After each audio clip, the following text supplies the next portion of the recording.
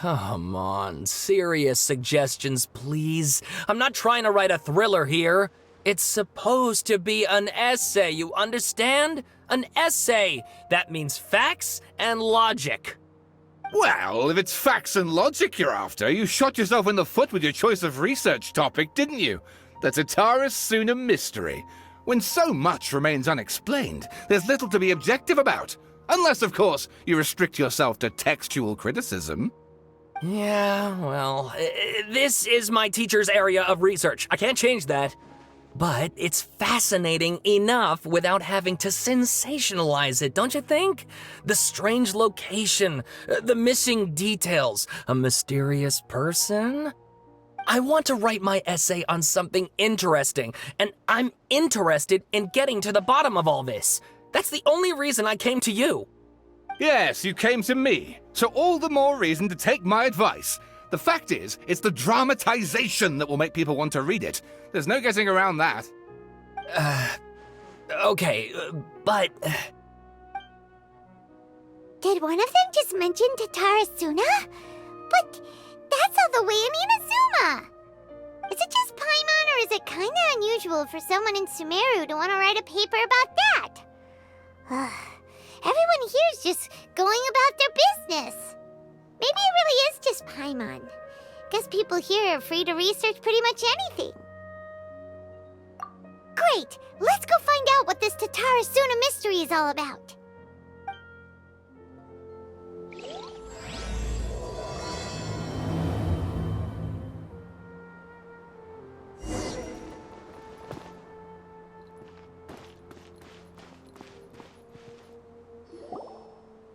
All right, I guess I'll go with my textual criticism and your editorial direction for the first draft. I have a feeling that the missing Kabuki Mono will end up being the main focus of this paper. Ugh, if only we knew where to find that traveler. From what they say about him, this seems like the kind of thing he'd know about. Oh, you're the traveler, you say? Hey, what's with that face? Don't believe us? No, of course I believe you. Actually, I first heard about your great exploits when I was still in Inazuma. This is my first time coming face to face with you and your mysterious silver-haired companion. I couldn't believe my luck, and out of force of habit, I started, examining the evidence. Sorry. Oh, Sawada, for the love of... Sorry, we don't get out much, so our social skills are kinda lacking.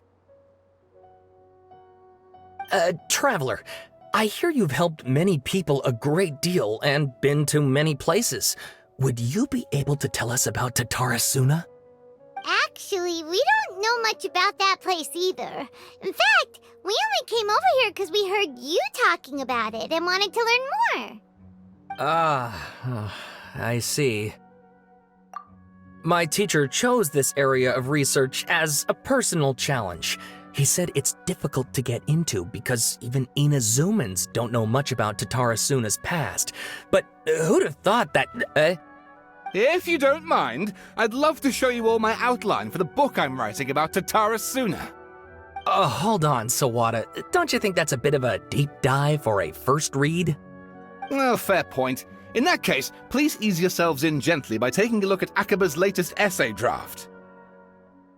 Let me give you some background. This all started with the discovery of some records in Tatara Suna. The writings mentioned someone by the name of Mikoshi Nagamasa, who crafted a fine blade. But in the end, he threw it into a fire to destroy it, and killed his servant Katsuragi. Why? Well, no one knows. Apart from the swordmaker, his servant, and the one who wrote this all down, the records also mention a Kabuki Mono. This seems to be an Inazuman word for an eccentric stranger, someone who dresses funny or acts in an unusual way. That's right. Akaba's teacher has spent quite some time researching these events on the ground. This Kabuki Mono lived in Tatara Suna for a while before disappearing without a trace. And shortly afterwards, as Akaba mentioned, things got pretty ugly. So first this strange person goes missing. then a murder happens? Seems kinda fishy to Paimon. Yes, my thoughts exactly. So I helped out too. I asked everyone I could think of if they knew anything about what happened back then. And wow! Did I get lucky! Stop shouting! This part's important. I just wanted to make it stand out. It just so happens that a friend of mine works at the Government Records Office. He looked into it for me, and I can now confirm that all the aforementioned individuals did, in fact, live in Inazuma over 400 years ago. Even back then, Tatarasuna was already at the center of Inazuma's smelting industry. The man in charge was a government official named Niwa. Curiously enough, it seems like he went missing too.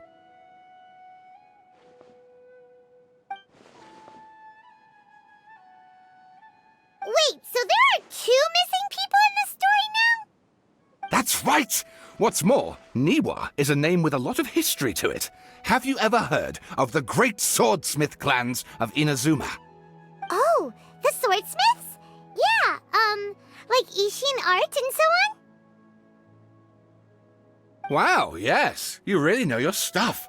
That makes things easier. So basically, this Niwa was a distant relative of the Kaidahara clan, the last practitioners of Ishin art. Something then seems to have happened in the Kaidahara clan, leading to their downfall. I don't know the details, but taken in light of everything else going on around that time, it makes you wonder whether it's all connected somehow. The Kaidahara clan? Sawada, you left out the biggest detail of all. Oh, yes, of course. How could I forget? Brace your minds, ladies and gents, for they are about to be blown. Or maybe you won't believe your ears. I wouldn't blame you, of course, because in all my years as a writer, this is by far the most. Get to the point, for Pete's sake. According to information acquired by Akaba's teacher, the Kabukimono was not a human, but a puppet. A puppet?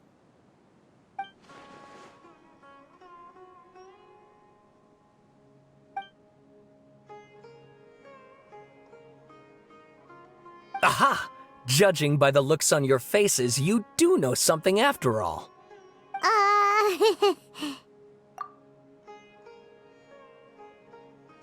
No! Paimon just meant, how creepy. The way you described it makes it sound like a ghost story. I agree, it does. But considering that non-human races in Inazuma are by no means uncommon, spooky events are to be expected. And that's exactly what my book is about. Please, take a look.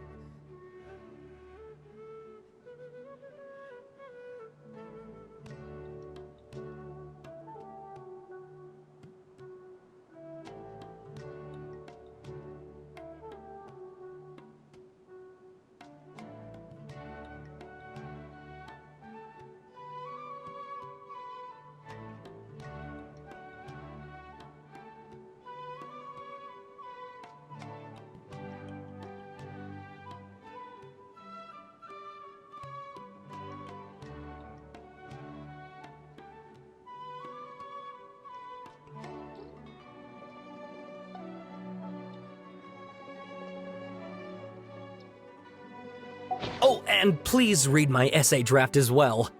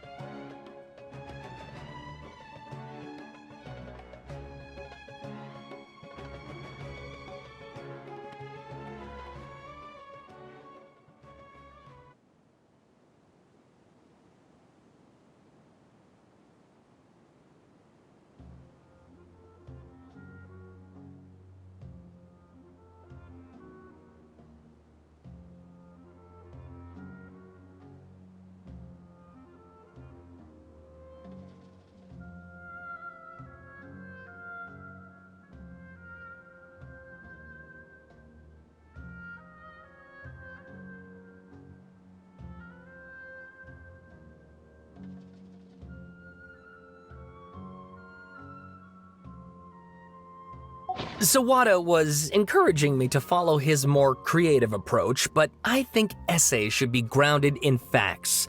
I don't think explaining everything away with mysterious forces will cut it. Oh, how about if I plug the holes in Sawada's narrative with political intrigue? Like, I could put a turf war between rival factions at the center of the whole series of events. Wait, you're allowed to just make stuff up? Pretty sure you've gone from essay to guessay there. Akaba, look. Your teacher has researched this extensively. I've reached out to everyone I could think of. Whatever information we have now is all that there is to know. This is as much detail as you're ever going to get. Besides, if there really was a political power struggle going on at anything like the level you seem to be suggesting, what hope would we ever have of finding out the truth?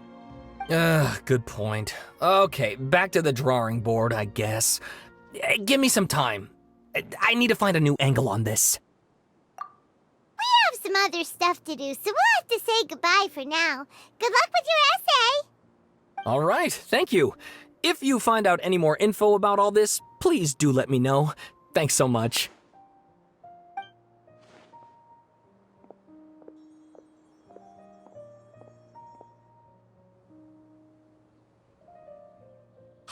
So, that thing they were talking about, it has to do with the balladeer, doesn't it? Okay, then, even if we did know something about it, we probably couldn't share it with them, huh? After all, we kicked his butt and got him locked up. Information about people like that is usually super confidential, isn't it? If you ask Paimon, Akaba should just pick a different topic. There must be as many essay topics as there are trees in the forest. There's no point in...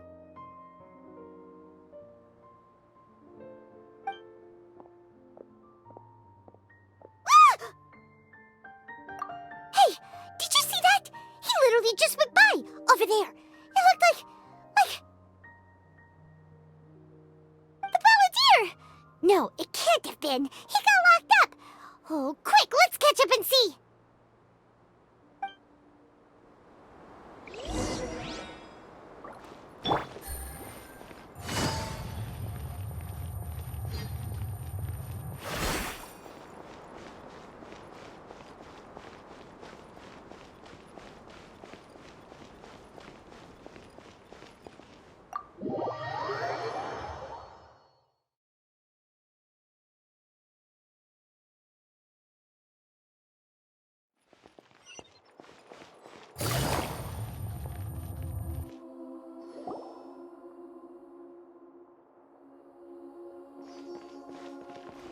Traveler, Paimon, there you are.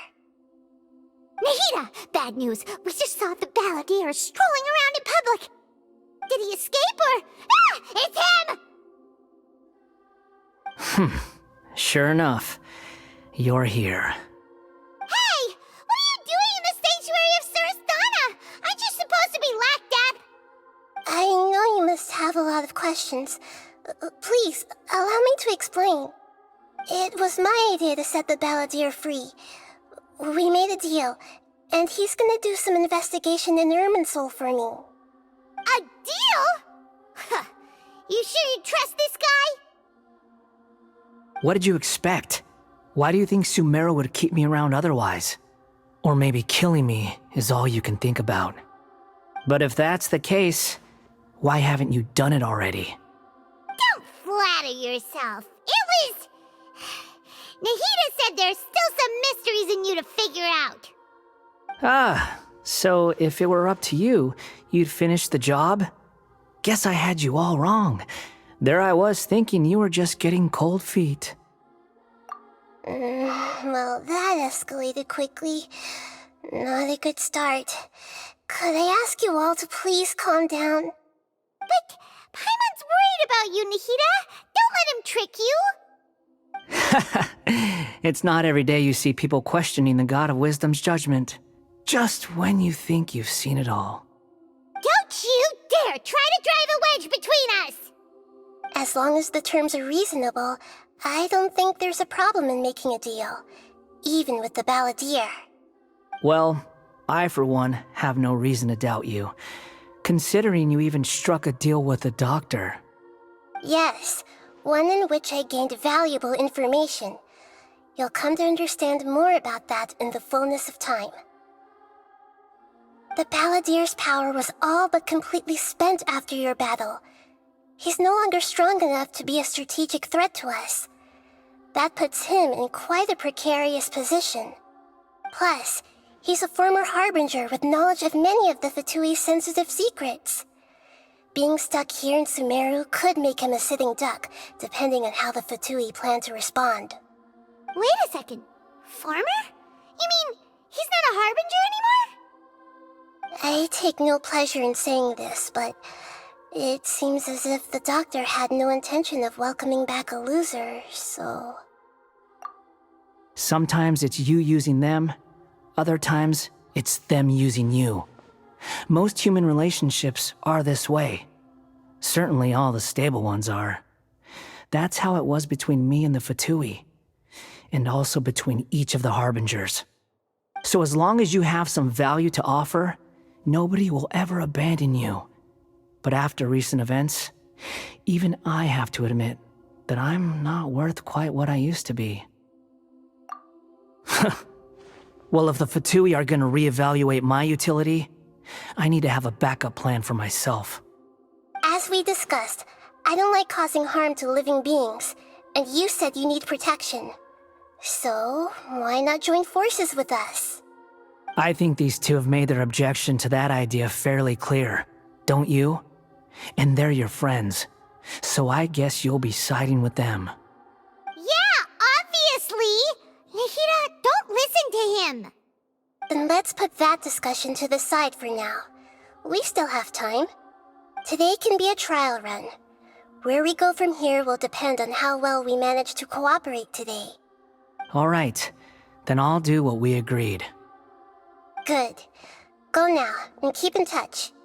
Nahida, are you serious about this?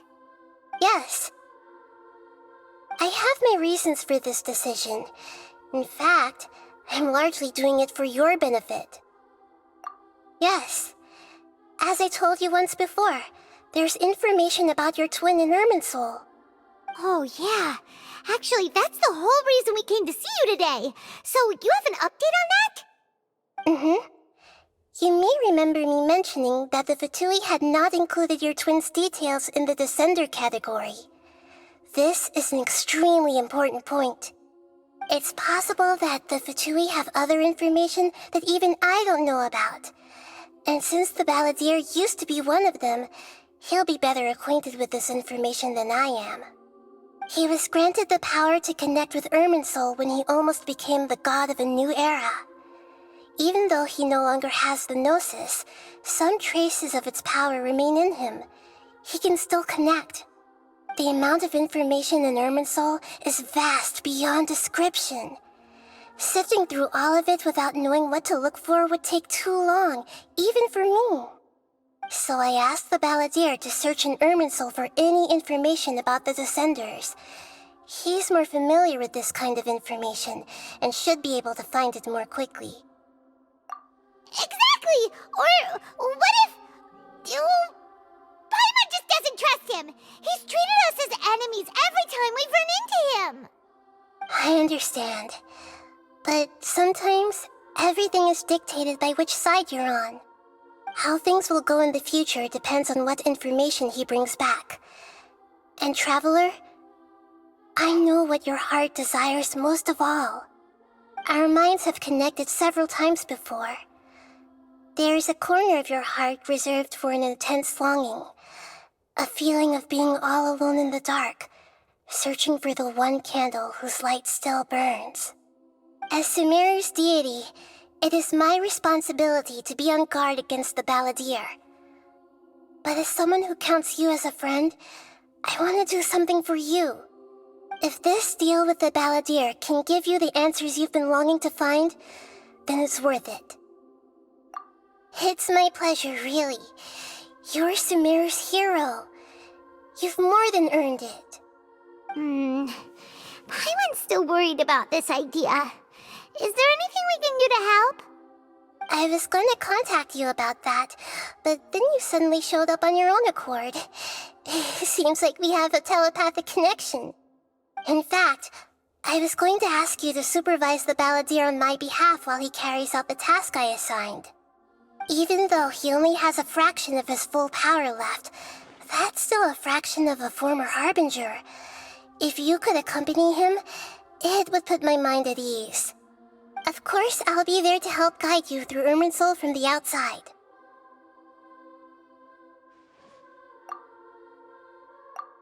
Great, thank you. Prepare yourselves. I'm going to transport you into Irminsul.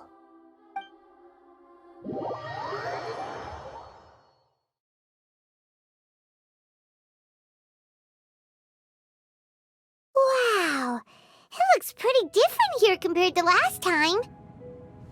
The colors are gentler. Guess that must be because Sumeru's at peace now.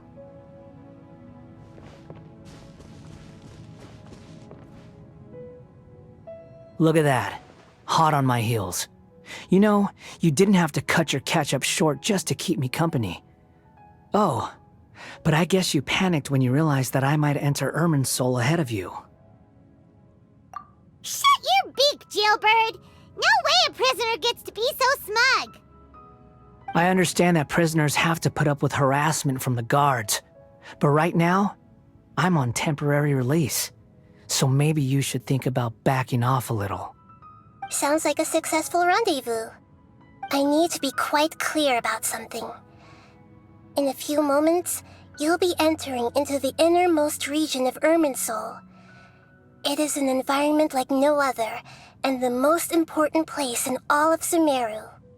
Unlike anywhere else, Irminsul's inner region consists exclusively of torrents of information.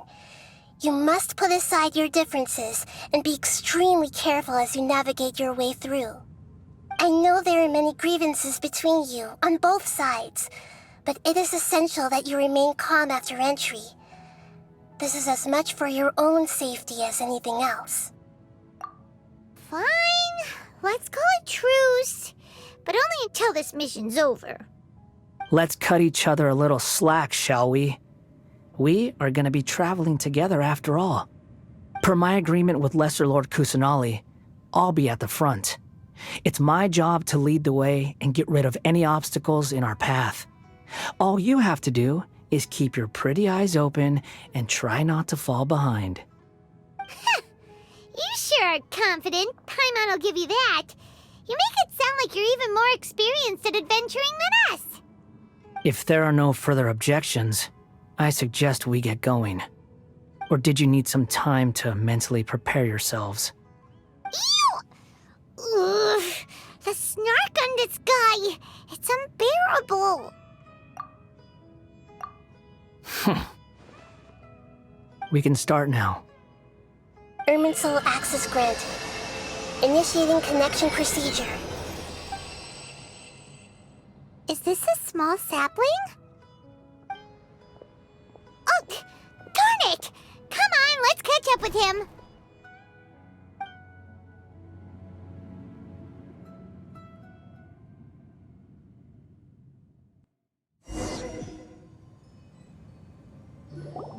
Wow! So this is the inside of Irminsul. Ooh, Paimon's never seen anything like this. And it feels like a sacred place. Irminsul is closely intertwined with the entirety of Tevat. Every bit of information flowing here means something. Pick your jaws up off the floor. It's time to go. Why is it that Paimon just wants to do the opposite of everything he says? Lesser Lord Kusanali, we will now proceed to the heart of Irminsul. Can you still sense where the heart of Irminsul is? Yes. Permission to begin searching for information there?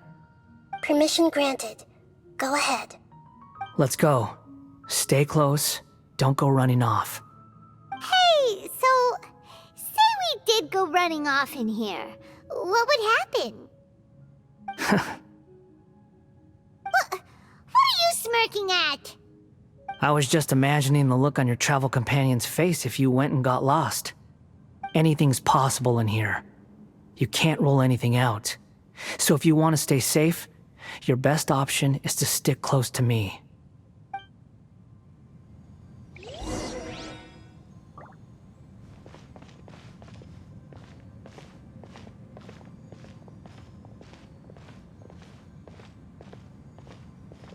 These sapling things have spread out. Those are all packets of information from inside Irminsul. Be careful not to touch them.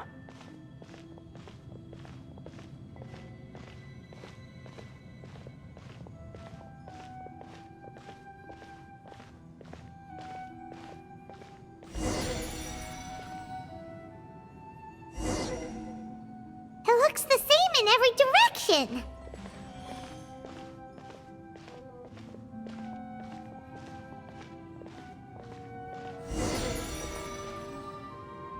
No wonder he mentioned about getting lost. Huh. What do you know? He was actually telling the truth. Is he mocking me again? What is it this time? There's a time and a place to lie, but this definitely isn't it. So why don't you relax your guard a little?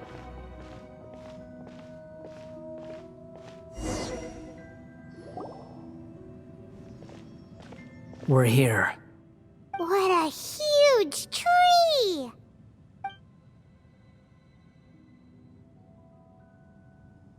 Lesser Lord Kusanali. Good, you made it. Are you ready? Ready when you are. Then please begin. Preparing to access cognitive currents. Establishing waypoint. The Balladeer's actually doing what Nahida tells him. Guess he must want to stay alive.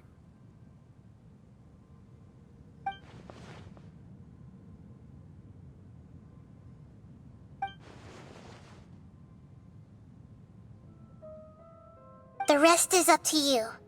If you discover anything at all, make sure to share it with us. Will do.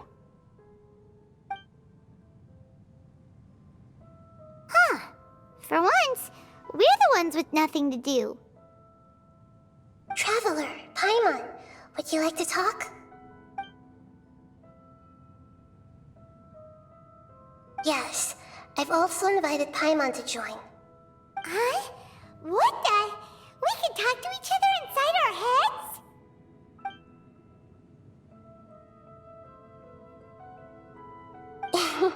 That's part of it. Plus, we're all friends. There's nothing wrong with us talking like this once in a while. Paimon's never tried this before. This is great!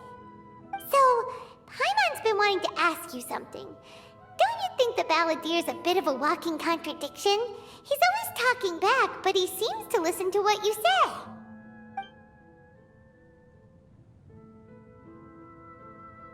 As I've told you before, there are still some mysteries for him to resolve. Things that are clear as day to me, but that he has yet to understand. Perhaps today will be the day that he finds some answers.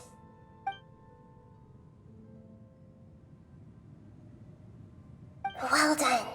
Smart and attentive as always.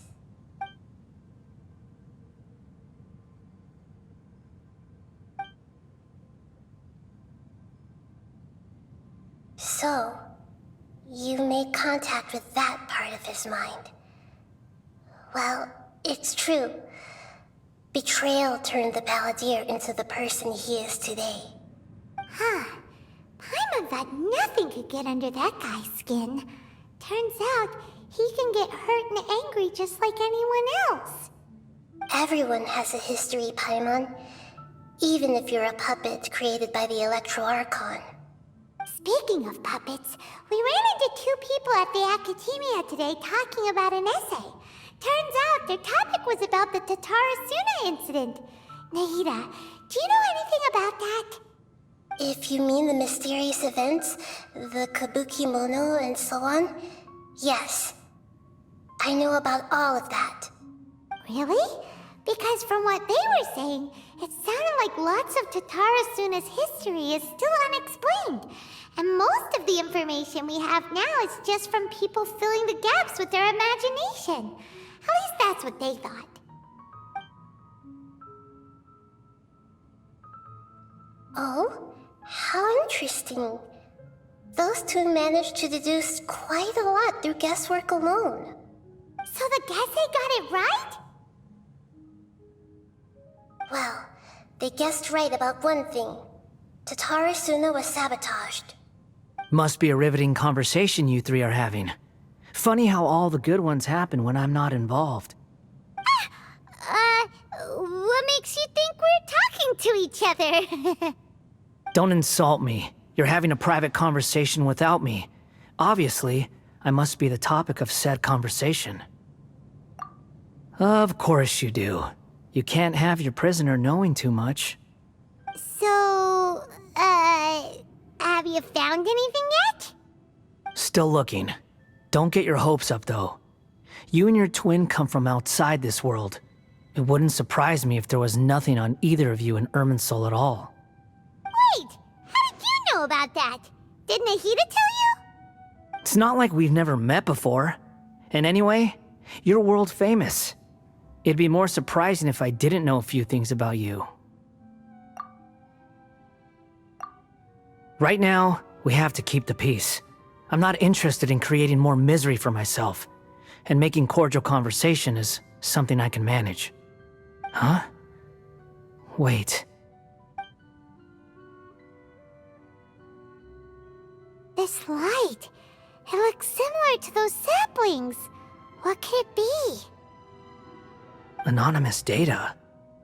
Hey, don't you forget the agreement! You have to share it with us! Shh. Just wait. Mr. Niwa, are you certain this is worth the risk? We are talking about Tatara Suna's furnace, after all. It may not pay to act rashly. There's no one else who can enter the furnace. It has to be me. Is that so? Well, since you insist. It's...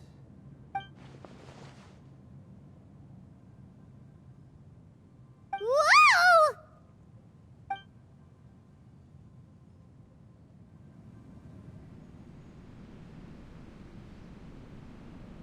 I have been in Tatara Suna for some time now. You have shown me great hospitality, as has Mikoshi Nagamasa, and indeed, everyone else. Under your leadership, Tatara Suna is a warm, welcoming place, like a giant village. People are gainfully employed, their lives have purpose. They are motivated. As I understand, the Raiden Shogun has, in recent years, eliminated much of the evil that plagued Inazuma. As for Tatara Suna, it was originally established as a means of safely disposing crystal marrow. The forging industry with crystal marrow as a raw material has since flourished, giving rise to generations of swordsmiths. Some world-renowned, others unknown, all passing on their legacy. Skills, blood, dreams. Every smith brought into this trade looks to find their purpose between steel and blade. That is why you accepted the proposal brought to you by myself and Akame. Yes, well, were it not for you coming to Inazuma and happening to make Akame's acquaintance, the two of you never would have joined forces. And he would be the first to admit that there's no way he could have revolutionized our forging process like this on his own. At least not on the same timescale. You allowed Akame to take all the credit for a method that you jointly developed. He sold it to me, and now every piece of ore here is smelted using the new technique. Even now, you remain one of Tatara Suna's key consultants, working right here alongside us. I believe it is you, sir, who are truly responsible for the changes in our manufacturing and forging methods. You flatter me. From the outset, I saw much that was commendable in the forging industry of Inazuma, and it has been my great honor to befriend you all. So you say, Escher. But is this really the truth? My good sir, what do you mean?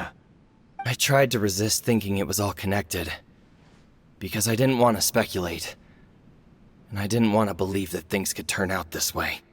What have we gained from adopting your new technology? Ominous black smoke? Mounting production problems? Worker fatigue and casualties are up and continuing to rise at an alarming rate.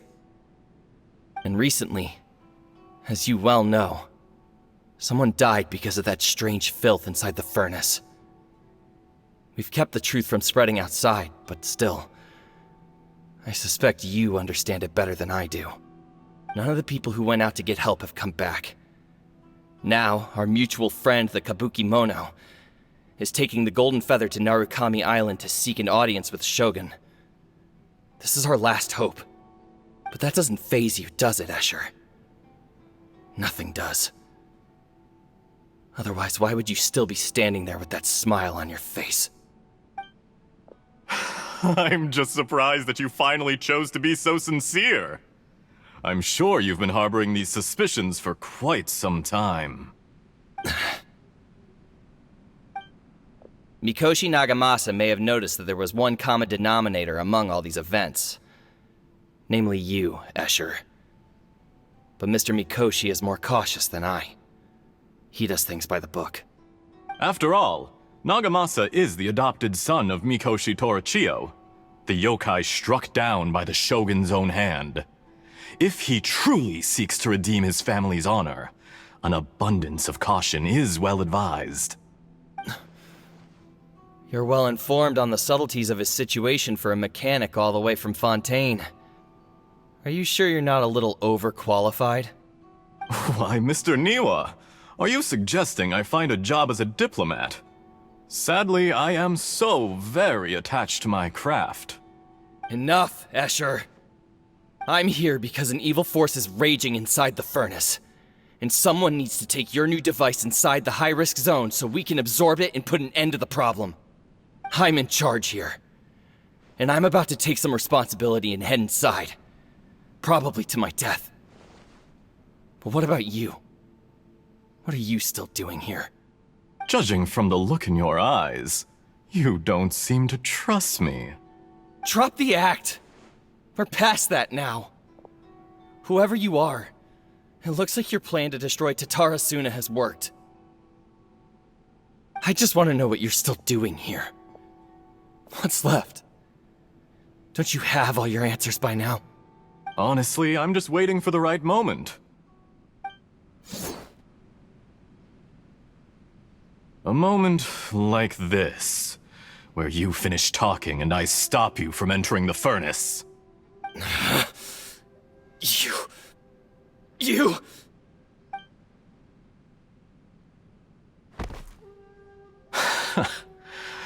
You're a little smarter than I initially gave you credit for. I thought I'd disguised myself exceptionally well, at least for the first few days. But to my surprise, you had your people look into my background right from the start. It's a long journey from Inazuma to Fontaine, but that didn't stop them. Eventually, they managed to confirm that Escher was an alias, and that I was not from Fontaine at all. And yet, despite all of that, you still fail to realize my true identity, and what I seek in Tatarasuna. Did you really think you would be able to see through my plan? If you kill me, there's no one who can get inside the furnace. So you're really going to destroy this place? Is that it? Oh, but you're quite wrong. There is one other person. Some may not see him as a person, but you told him yourself. You're not a puppet. You're a human. You're just missing a heart. Whoever you're working for won't get away with this. They'll be found out. But this makes no sense. What are you really trying to accomplish by all this? Why go to all this trouble?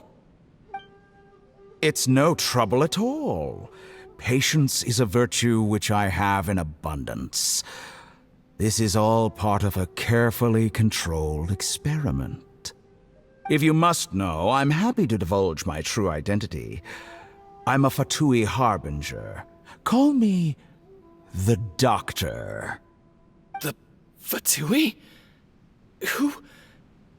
What do you want? Just to create a minor inconvenience for your nation.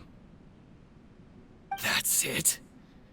That's why you gave us your cursed technology? Just to let loose the evil energy from the crystal marrow? Look how even the righteous soul is filled with venom when faced with its demise. My device functions precisely as you say. It is the only chance you have of preventing a catastrophe and keeping the truth from the outside world. However, I did not make it with you in mind. It is easier for a person to be possessed by evil spirits when they are filled with hate. So give in to your fury. I want to see what happens when a malevolent heart is placed into an unsuspecting puppet. Make no mistake, even without you, that pure, innocent puppet would only end up being used by someone else instead. What other reason would a human have for befriending one who is not of our kind?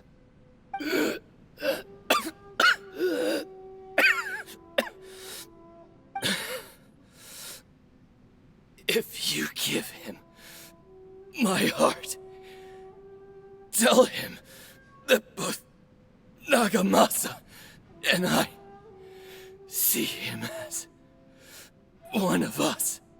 He has nothing to prove to anyone. Because not everyone just wants to use other people. The only ones who think like that are people like you. What a beautiful way to see the world. It almost makes me feel a little guilty. Then out of respect for you, I shall redefine myself. Think of me as a monster or a demon, if you wish. At least this way your death is not a consequence of your own folly turning you into an easy target. You simply lost to something more powerful than you could ever hope to defeat. I say, Mr. Niwa, let's see what happens. Will your puppet friend become a human? No, that will prove quite impossible. Mr. Niwa? Already dead. What a pity.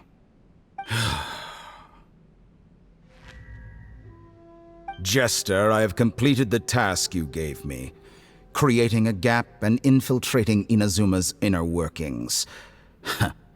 What fun it was. I'd like to introduce a puppet to you. If he proves useful, let's make him our newest comrade. And if not, let's turn him to dust.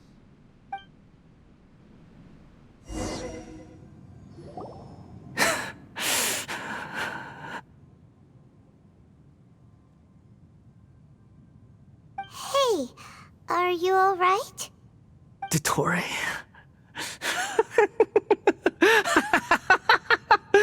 Dottore!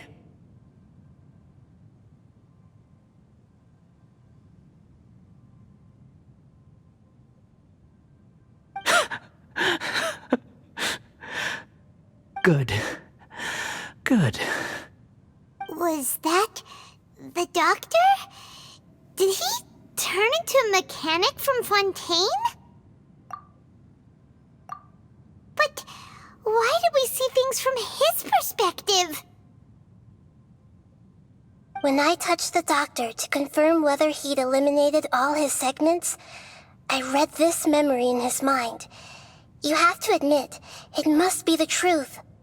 Maybe so, but it means nothing. Does it? But this memory shows that Niwa didn't betray you. He never meant for you to be the one to take the device into the furnace. You know very well what that means.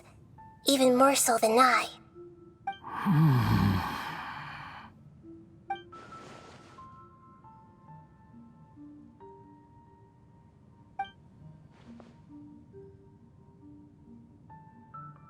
Let's give him some space.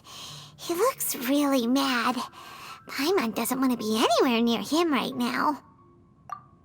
We need to give him some time to process his emotions. Paimon's still confused about the Tatarasuna incident. So, the doctor was behind it, but why has that gotten him so worked up? Nobody has ever deceived you like that, Paimon. It's natural that you find it difficult to understand. Perhaps he needed to learn this someday.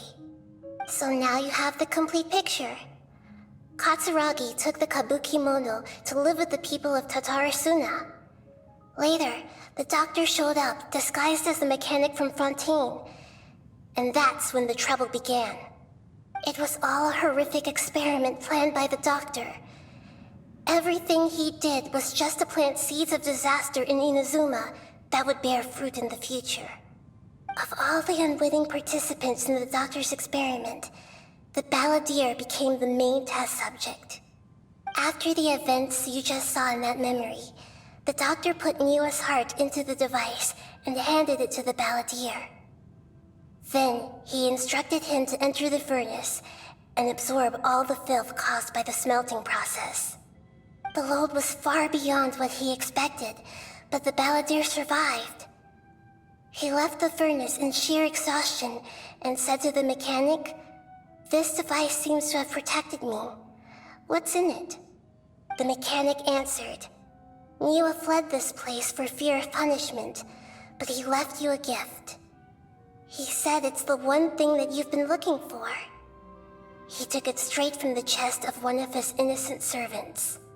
The mechanic removed the withered heart from the device as he spoke. The balladeer was stunned that such unthinkable cruelty had brought him the thing he'd been longing for his entire life. A heart acquired through cold-blooded murder is a cursed thing, but it had protected him from the filth. He thought Niwa had completely betrayed him, and yet this very betrayal had ensured his survival. Overwhelmed with anger and sorrow, the balladeer threw the heart to the ground and left Tatarasuna without looking back. Holy moly. So the doctor killed an innocent man and pinned everything on the victim? That's terrible.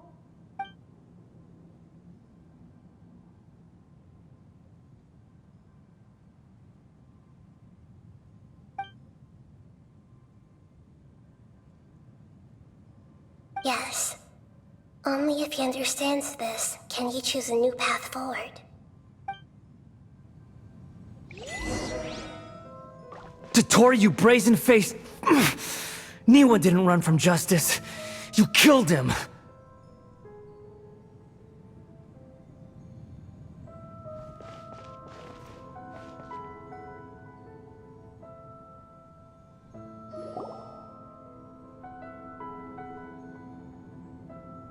Shall we see how he's doing?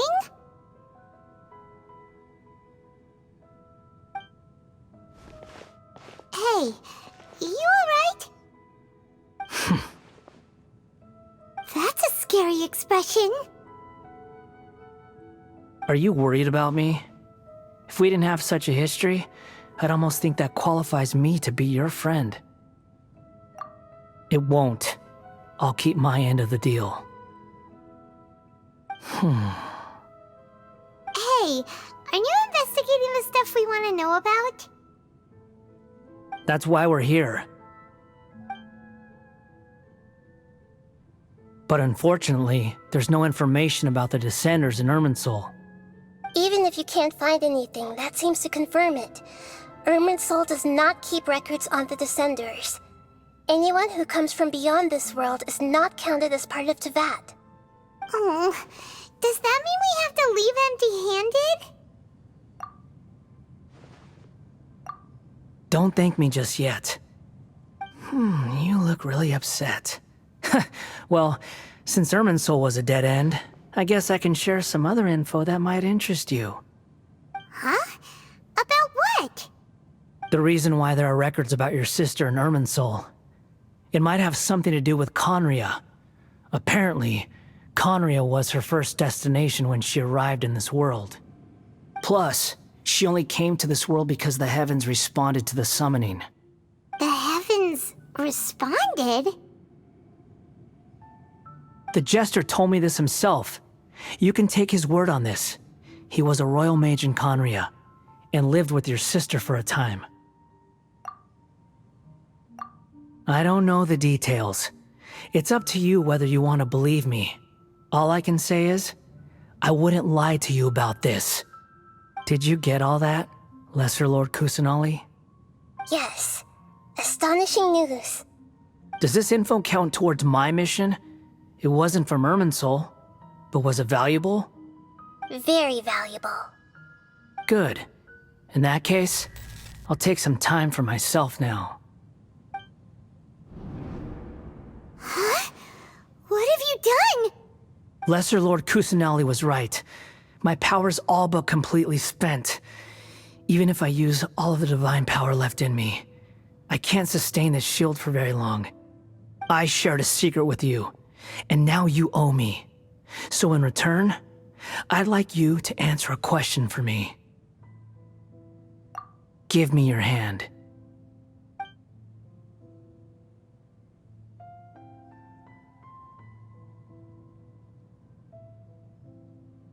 Can you hear my voice inside your head?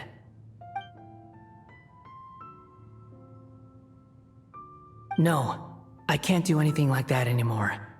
At most, all I can do is exchange a few words with you. So tell me, in this world, is it possible to change the past?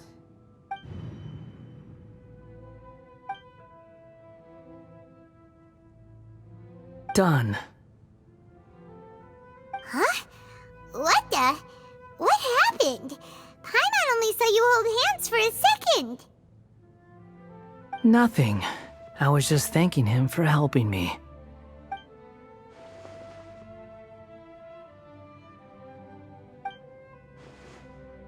So long. I suggest you get yourselves out of here quickly. Where are you going? Hey, wait up! Didn't you say not to go running off? Fast reaction time. But I don't think we'll be seeing each other again. From this day forth, the names Balladeer and Kabukimono will cease to exist. Those who died in Tatarasuna because of me deserve another chance at life. Hey, Balladeer! Don't do anything stupid! You know, I never did like insects.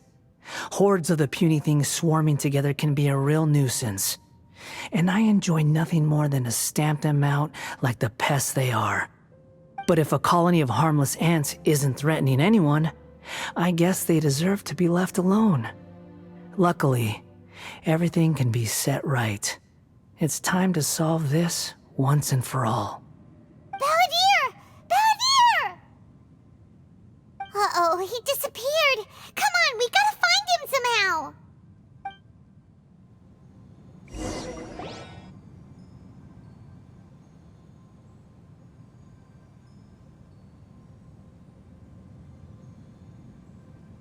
Oh no, he's really gone! Oh, can you hear me? Nahida! Traveler, Paimon, Balladeer, what happened just now? I was suddenly cut off by some kind of power. It was the Balladeer's fault. He shut you out! I didn't think he'd be capable of something like that with so little power left. Did he keep some of his power hidden when he was defeated? Or did he achieve something beyond his abilities, and it took everything he had? Where the heck did he go? Ugh, it's all our fault. We were supposed to keep an eye on him. Sorry, Nahida. Don't be. It's not your fault.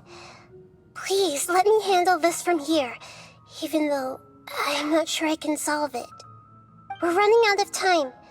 Follow my lead and get out of Irminsul as soon as possible.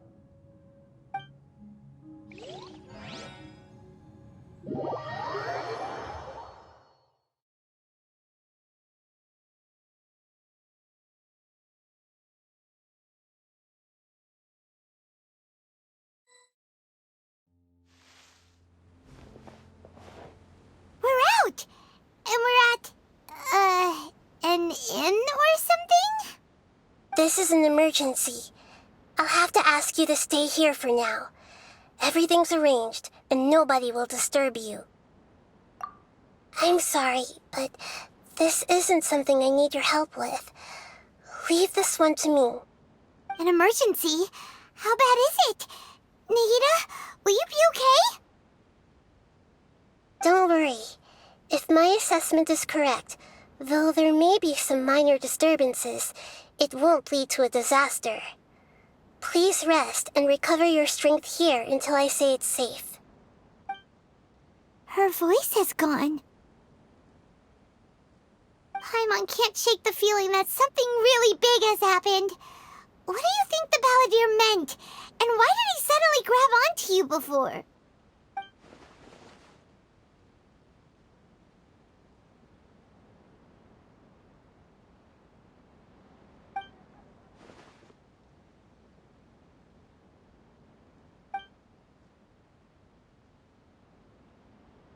He wants to change the past?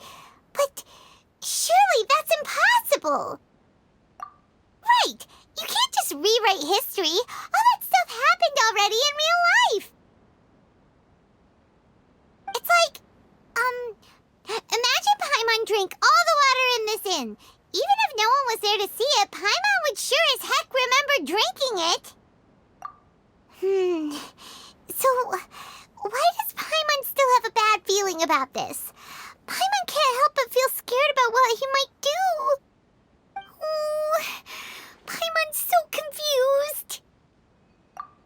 Huh? Ah! Sorry, Paimon accidentally... It's the Balladier's fault for causing Paimon all this mental stress. But erasing yourself from history? It's unthinkable. Is that really possible in Irminsul? Uh-oh. Paimon's head is overheating from trying to understand what he's up to. And it's still not working. Ugh! Paimon's had it with that little brat. He's been nothing but trouble ever since we met him. There's no way he'll actually succeed, right? Otherwise, won't everyone who's connected to him be affected too?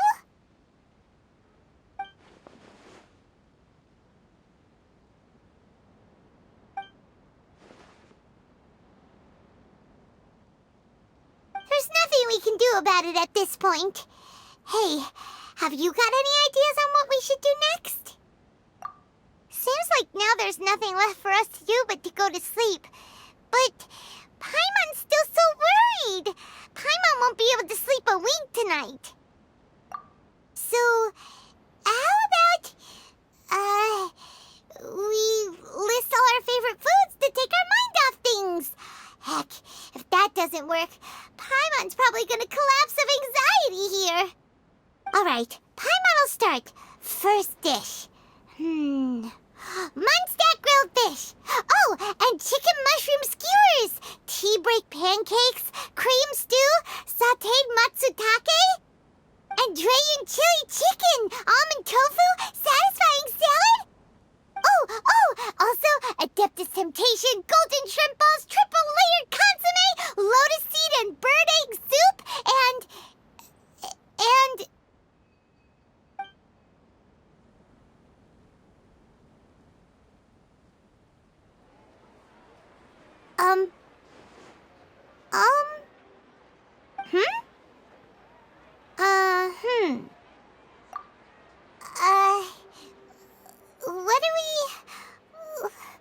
What was Paimon supposed to be doing just now?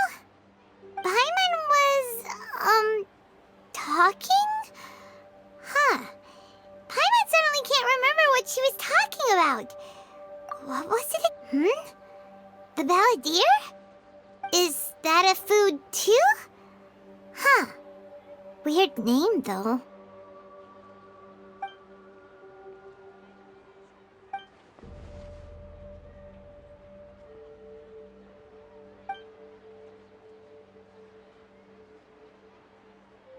What's wrong? Your eyes are like saucers. Was it something Paimon said? So, the Balladeer.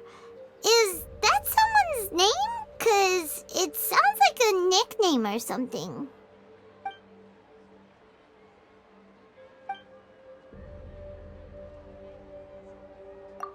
Okay, sure. Where are we going? Huh? Fine by Paimon, but is everything okay? You're acting like this is an emergency.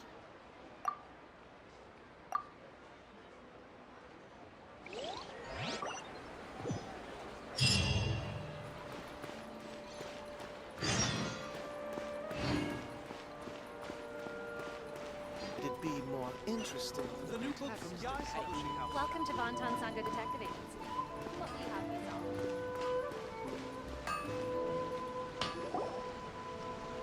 We've made it to Amanoma Smithy. Ah, it's been a while.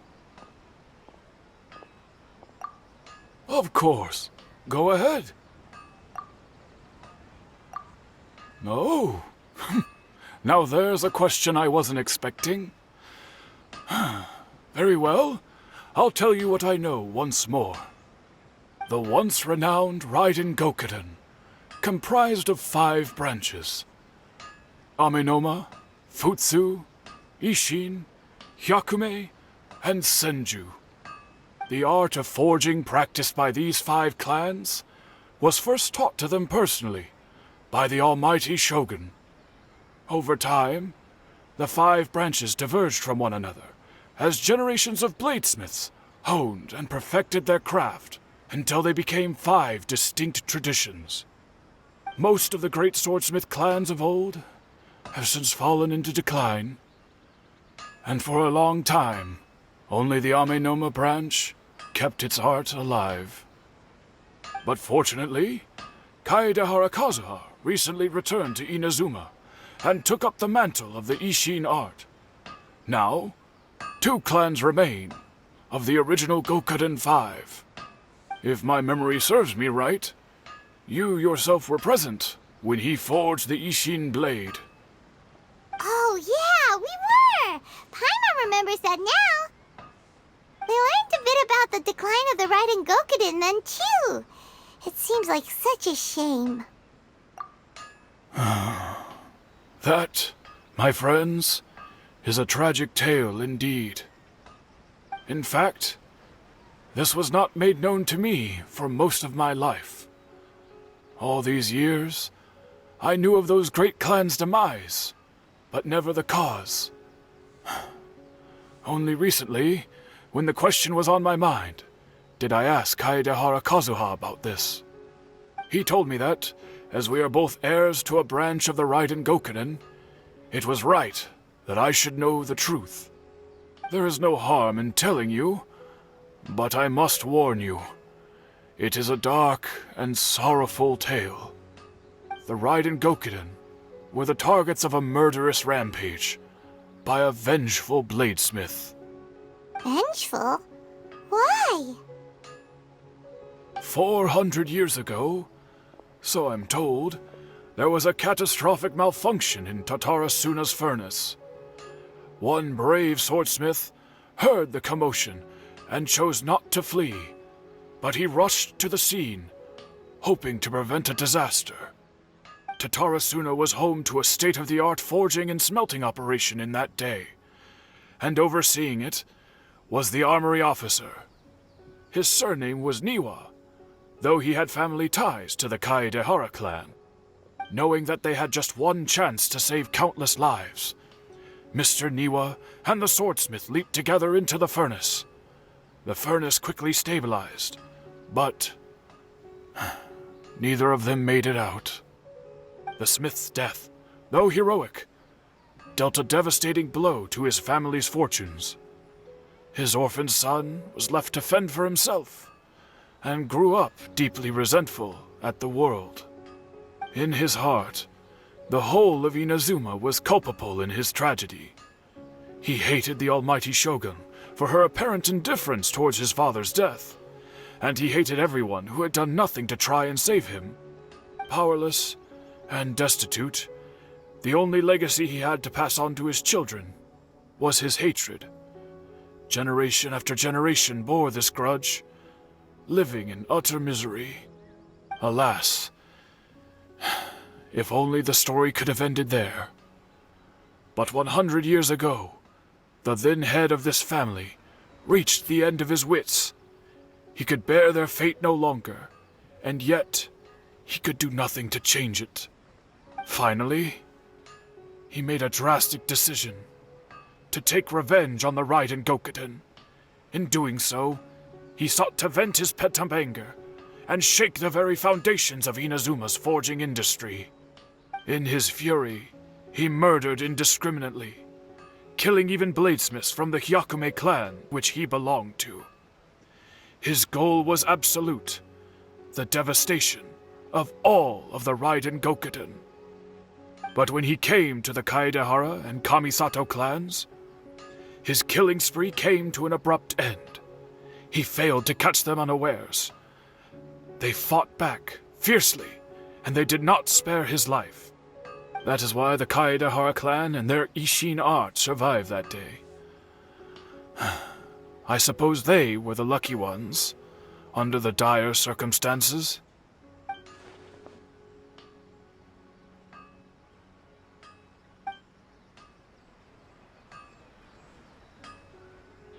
Was there anything else you wanted to ask? Kazuha? Why, yes. Just yesterday, in fact. We spoke for a while over some tea. He seemed well.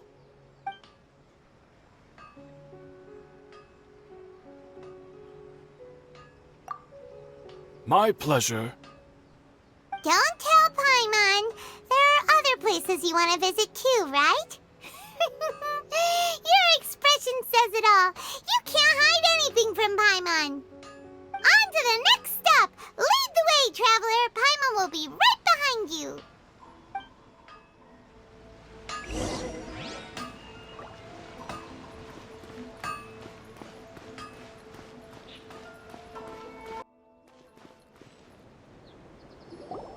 We're here! This is the Yashiro Commission's headquarters, so... Traveler! It's been a while. If you're looking for the Commissioner and Miss Kamisato, I'm afraid your timing is unfortunate.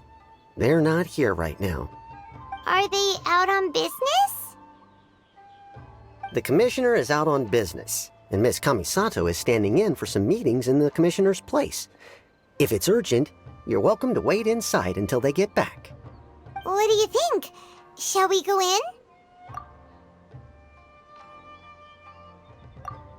If it were anyone else, I couldn't allow it.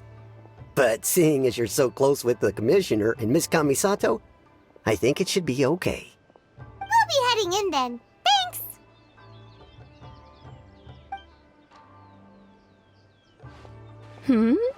Hello, dears. Is there something you want to say? Of course, traveler. Yes, I know who you are. Miss Kamisato has told me about you. What would you like to know? Oh, they're both very well indeed. Lately, Miss Kamisato has been rather busy attending all kinds of meetings and occasionally paying visits to some local organizations on the Commissioner's behalf. As for the Commissioner himself, well, you know, busy as ever. That much hasn't changed. Although he does seem to be in a rather good mood these days. So pretty much business as usual in the Yashiro Commission, huh? Very much so.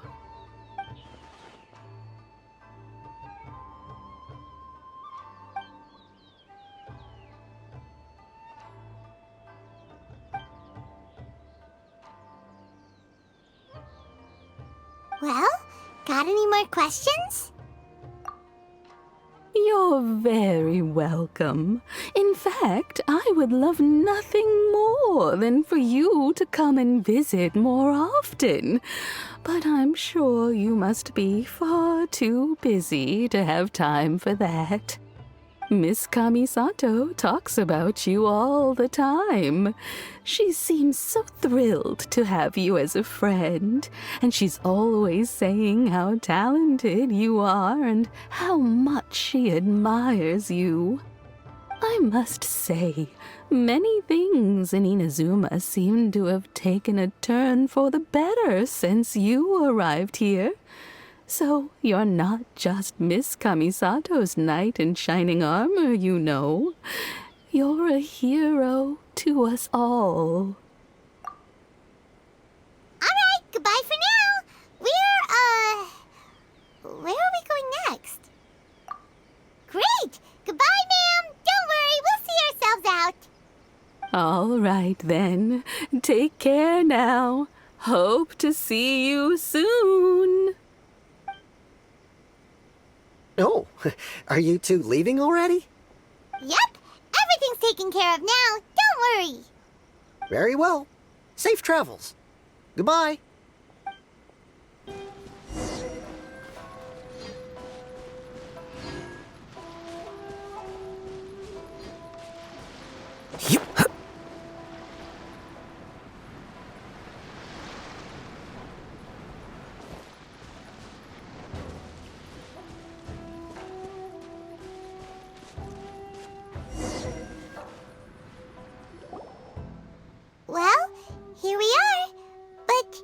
What are we looking for? Something? Or someone? Do my eyes deceive me, or is that the Traveler and Paimon? Xavier? What are you doing here? I was in the general area, and now I'm in this specific area. There, that's me. So what about you two? We have some questions and thought you might be able to help. Certainly do. I've researched the furnace here in some depth. If there's anything you want to know, just ask away. Like the back of my hand. Make no mistake, I have been here a good many times before. Not only that, but I've met people in Inazuma whose families used to live in Tatarasuna years ago. They said it's all true, the history here. Oh, well, it's a long story, don't you know? The tale of Tatarasuna starts a long time ago. I'm told that its history is one of the most foremost forging and smelting operations in the nation, goes back around 1,000 years. Still, the furnace has had a couple of serious maintenance issues along the way. A couple? When exactly? One was just in the last few years, the other was several hundred years ago. A fun fact, I'm not the first Fontaine tech guy to come and work on it either. There was a guy back then too. They say he was a mechanic who consulted on a technology upgrade. It seems like the technological collaboration between our two nations goes back a long way. How about that?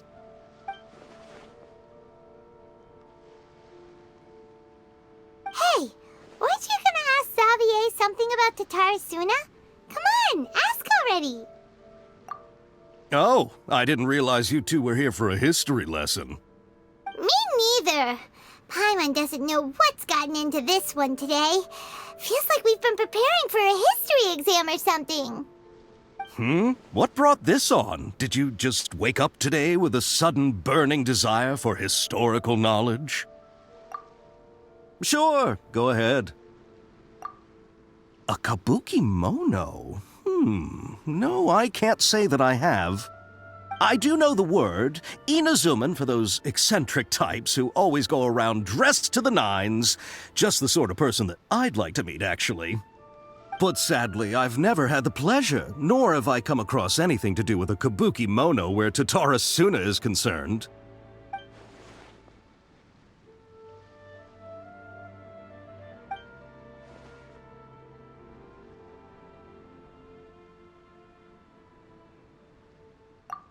Of course! Don't mention it. Oh, we're leaving? Okay, bye, Xavier! Oh, you're most welcome. More than happy to help. Farewell. Looks like you got all the information you're looking for. Sure, but what's up with you today? Whatever it is, it seems like it's really troubling you. Keep your smile, Spinal Crocodile. No matter what happens, Paimon will always be there for you. Hey, don't mention it.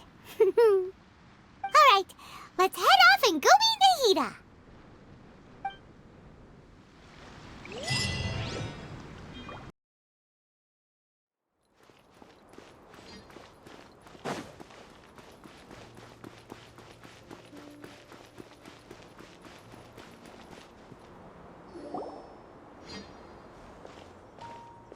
Hey, it's them!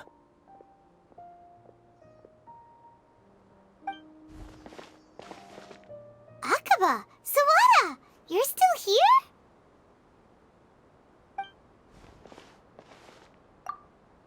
Indeed we are. If you have a moment, we'd love for you to join us once more. We have time. What do you want to talk to us about? It's the same topic we discussed last time. Obviously. Still looking for more info about Tatarasuna, huh? Should we join them?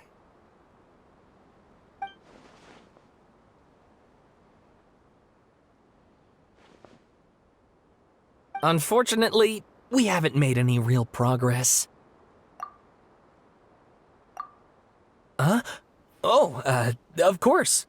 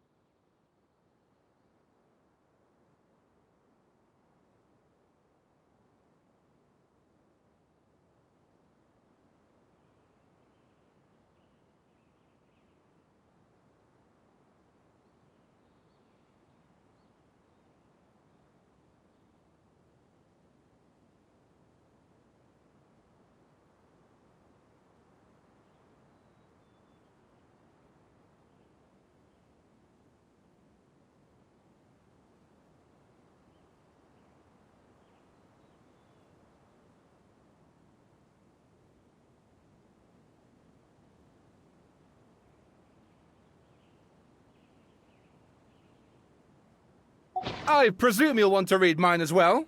Here.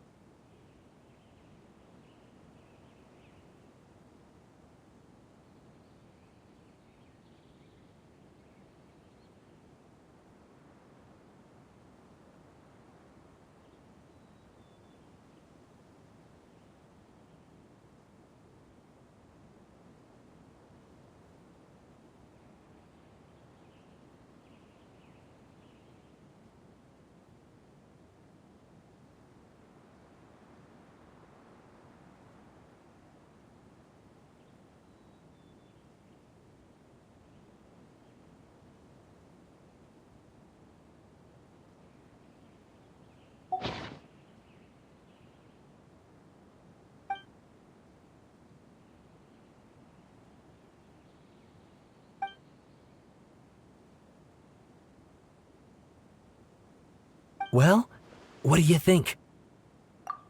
Hey, Traveler. Remember how last time Akaba was saying how he wished he could gather more information about all this? Well, we just got back from Inazuma. So how about we tell them what we learned? What did you find out? Something big? It's a long story. Basically, we have some friends in Inazuma, and...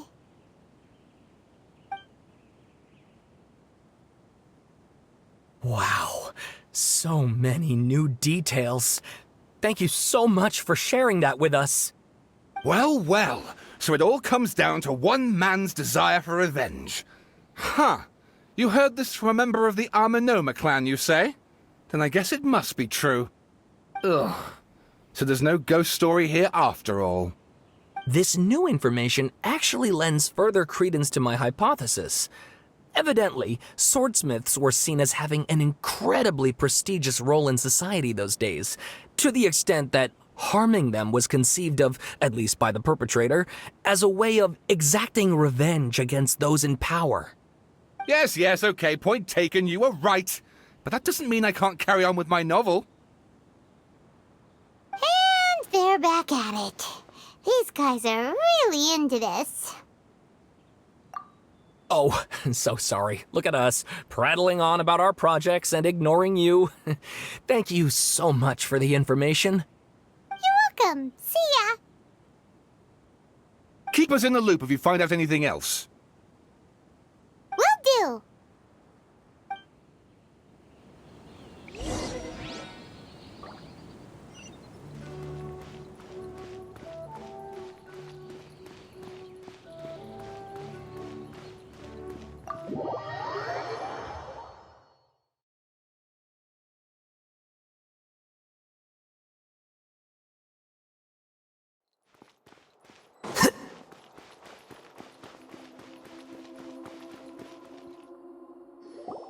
Nahida, we're here! Traveler, Paimon, how have you been? Ugh, where to start? Paimon hasn't had a moment's rest this whole time. That night, we ended up chatting and chatting until suddenly the sun was up, and then he decided he wanted to go to Inazuma. The Balladeer? It sounds like some kind of code name. You look troubled. Is there something you need to tell me?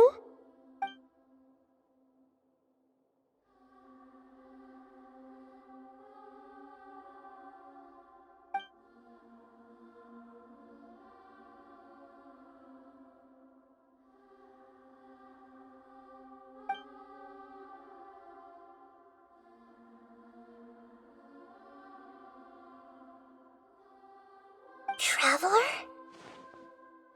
Hey, what's wrong? You look so upset.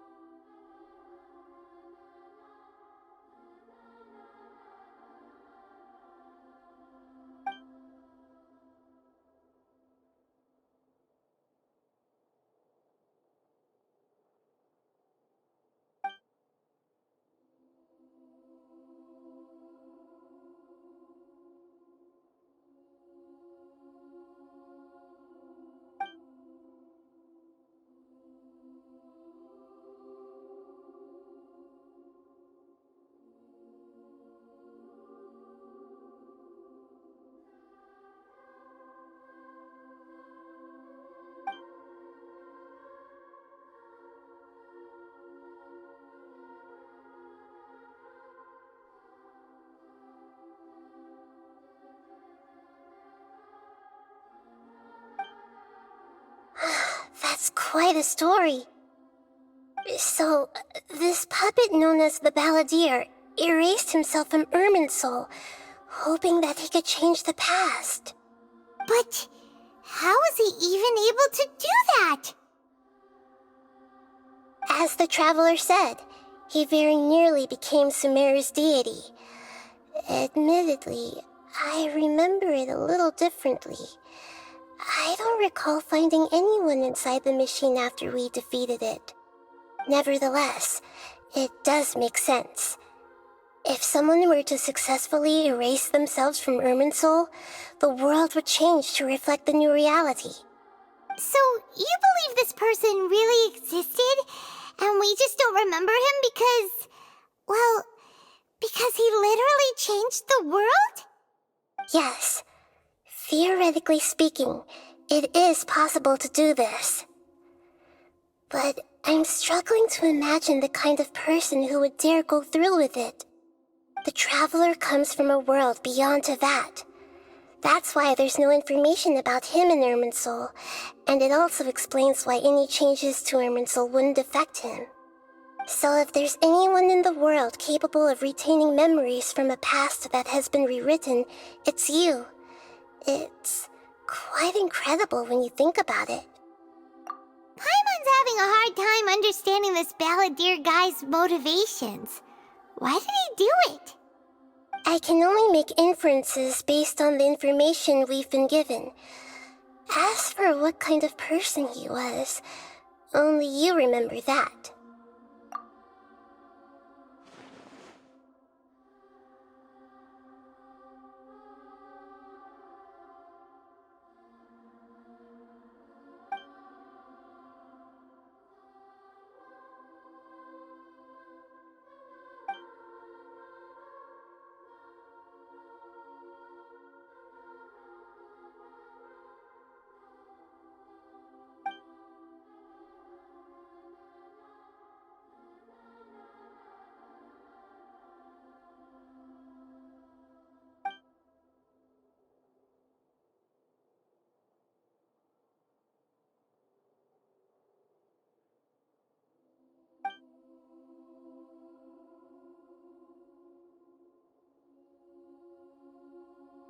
Something else worrying you? Something that you can't share?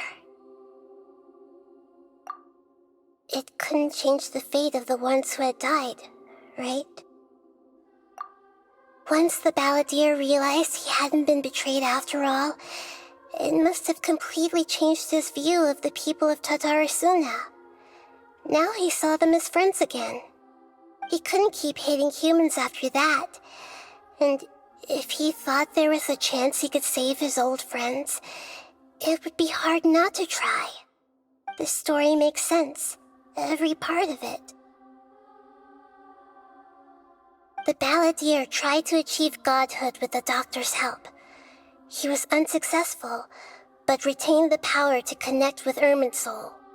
That power then enabled him to change what was recorded in Irminsul and erase himself, even though he didn't have much strength left. Yeah, it does make sense, but it still ended in tragedy for his friends. It just feels so hopeless. He gave everything to do this, but it seems like he got nothing in return.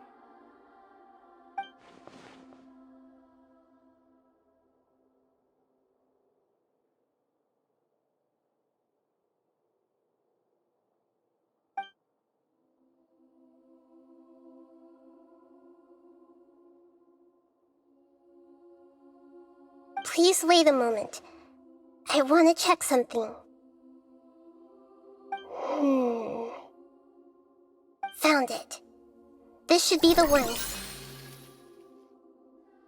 It turns out that I have a strange way of confirming everything he has told us. What is it? A record from a personal collection. It was tucked away in a corner. You should take a look.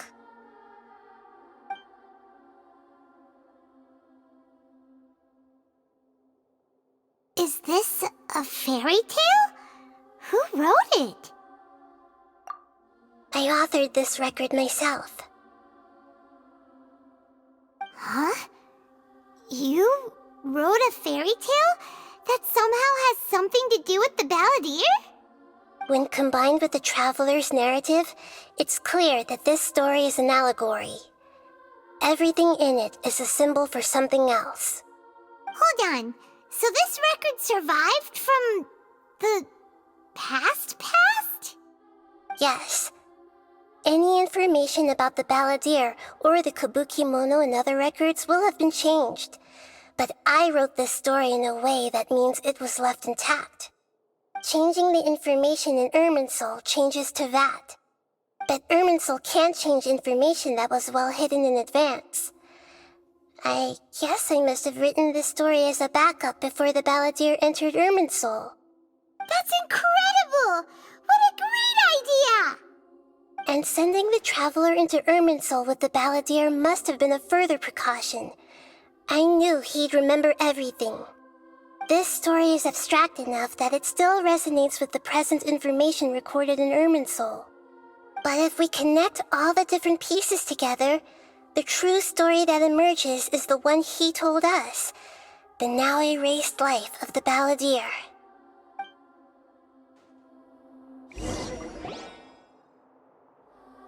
There was once a lone monster draped in fox fur.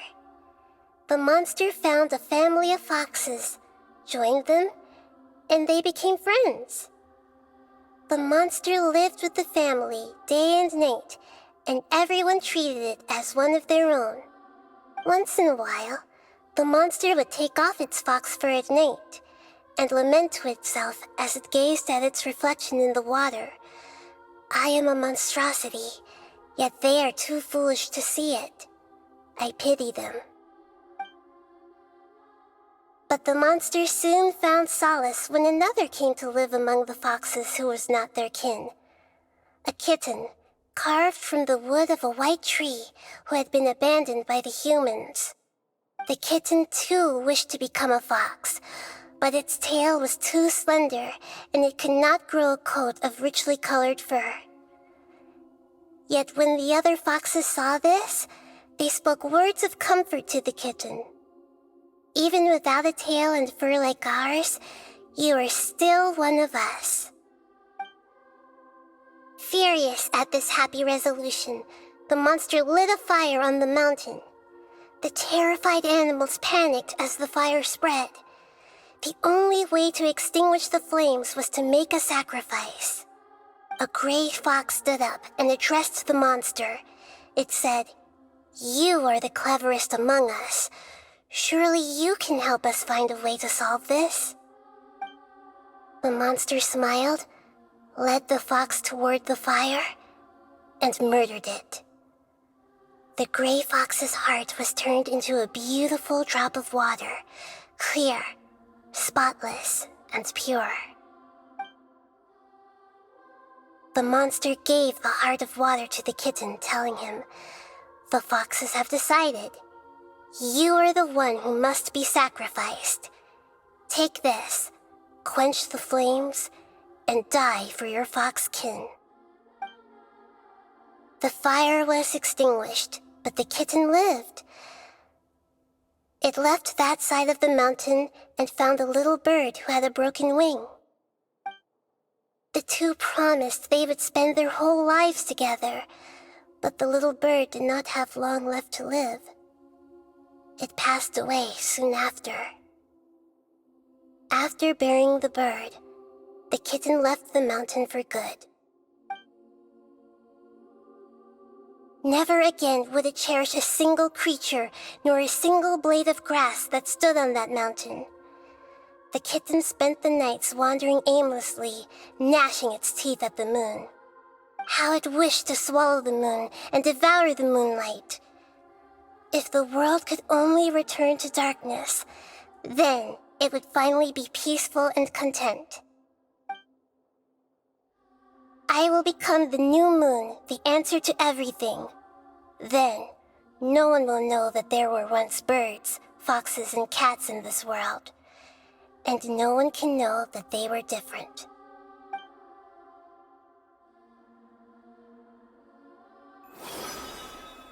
We solved it! I remember now. This is not just the Balladeer story. It is his very own memories. I made a backup so that it would be preserved no matter what happened. To become a god, he was experimented on and modified countless times. It was brutal torture, and the only reason he was able to survive is that he was a puppet. This memory was extracted from him by the scholars. Presumably, they kept it to have something to defend themselves with. Creating a deity was just the first step. Some of them wanted to be able to control it. That's why they backed up his memory for later use. I buried it deep inside one of my own dreams, and then hid it inside an allegorical story so that it wouldn't be altered. It's hard to believe that this person really existed, let alone that he tried to get rid of us on more than one occasion. Paimon has no memory of him at all. He completely vanished like a puff of smoke. The Balladeer agreed to help me look for information about the Descenders, and although he was unsuccessful, he still helped you. Before he vanished, he confirmed an important detail, that Conria was where your twin first came into this world. We still don't know how the change to Irminsul will affect the senior ranks of the Fatui, but in all likelihood, they won't even remember their own Harbinger. It sounds like Paimon wouldn't like this guy a whole lot if he was still around. But still, Paimon doesn't like the way it all ended that much better. This is why wisdom alone cannot answer all our questions. We look, we see, and we comprehend, but the question still troubles us. So the answer is not everything. People yearn to find the truth and then conquer the troubles they face. When you give someone the truth, you give them a chance to choose their own destiny. To others looking on, this may seem like a pointless endeavor, but for him, The chance to act on his desire to disappear must have meant a lot. Never forget that even when we walk beneath dark clouds along a road filled with suffering, the light of wisdom is always there, guiding us toward a better destination. And that is what you have been doing all along. Yeah, Nahita's right. Cheer up! How about we go get something to eat? We can pick up this heavy conversation again later. Good idea. Paimon, why don't you take him out for a walk to clear his head? You got it! Come on, Traveler! You need to get out of your head for a while. You'll feel much better after taking a walk. Let's go get a snack from one of the stalls in the Grand Bazaar! That'll be sure to lift our spirits. It must be really tough being the only one who remembers all that, but Paimon's always here to help cheer you up.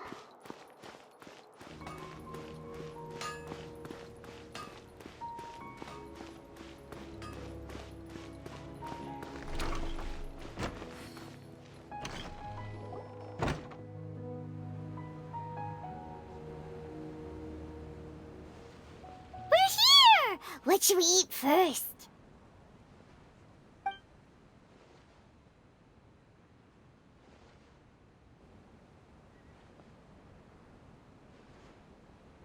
Hey, are you gonna answer or what?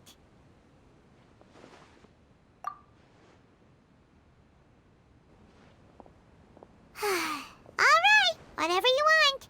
Well, Paimon will be right here when you figured stuff out. Then we can get something to eat.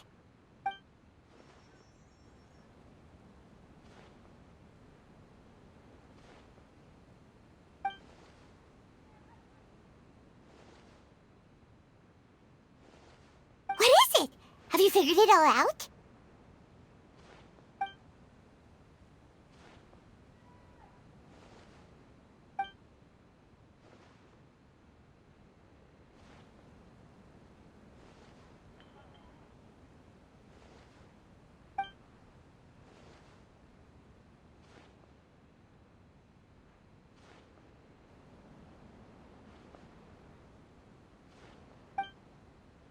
Why'd you jump up all of a sudden?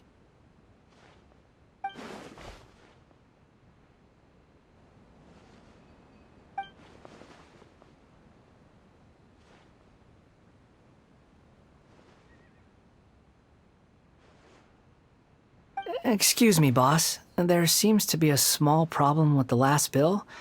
Look, here.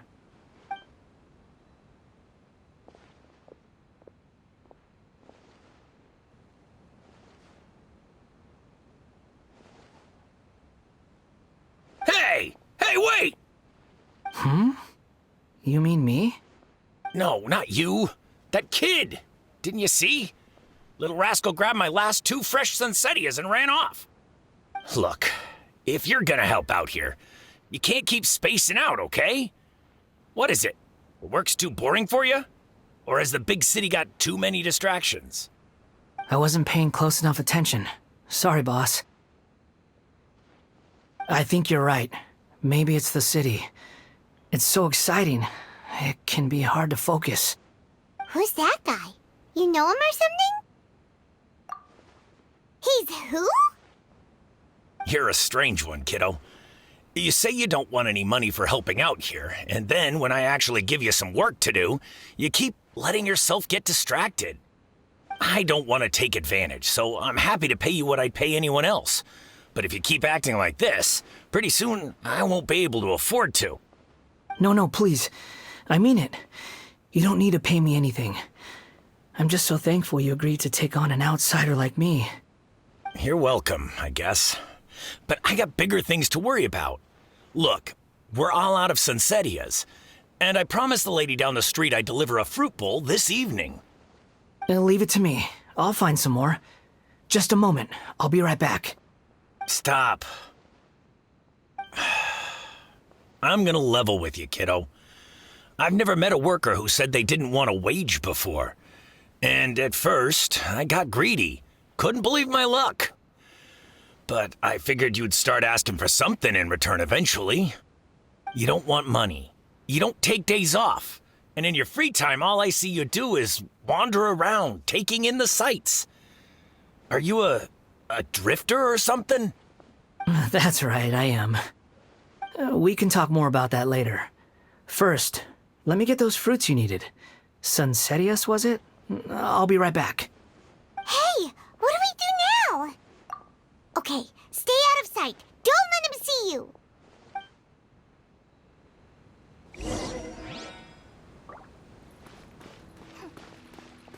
Dad, let me learn to do.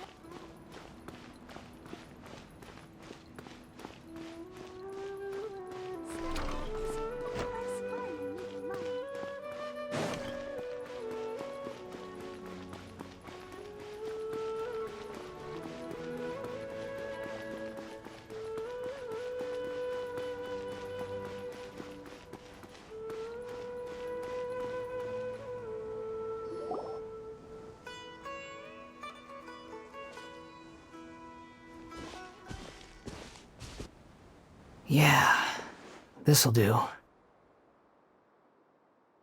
though you say he's the balladeer, what are we planning on doing? Stealing his Sunsetius? Isn't that a bit too cruel? Oh, alright.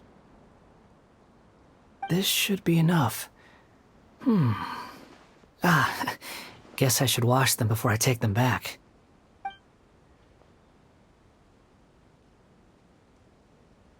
Huh? You two over there. Is there something I can help you with? He spotted us! You've been following me all the way from the city. I'd have to be blind not to notice.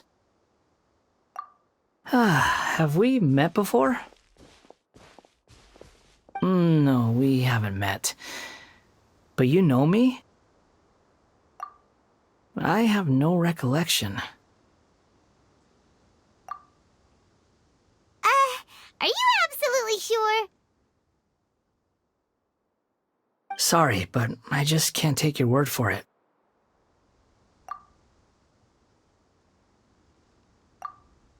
A puppet? What makes you think that? Huh? You were right! The look on his face! I guess you do know me after all. That is not something I share with a lot of people. Look, I'm just a wanderer. But seeing as you've gone through all this trouble to track me down, I'm sure whatever it is must be important. Okay, but please let me deliver these goods to my boss first. Are you really working for that guy? He said you don't want any more for it. Is that true? Yes, I ran into him out in the wilderness during a storm, and he let me take shelter in his cart. In return, I said I'd be his helper for a while. That's oddly nice of you. Let me take these back. Then I'll come with you, okay? Then let's return to the city.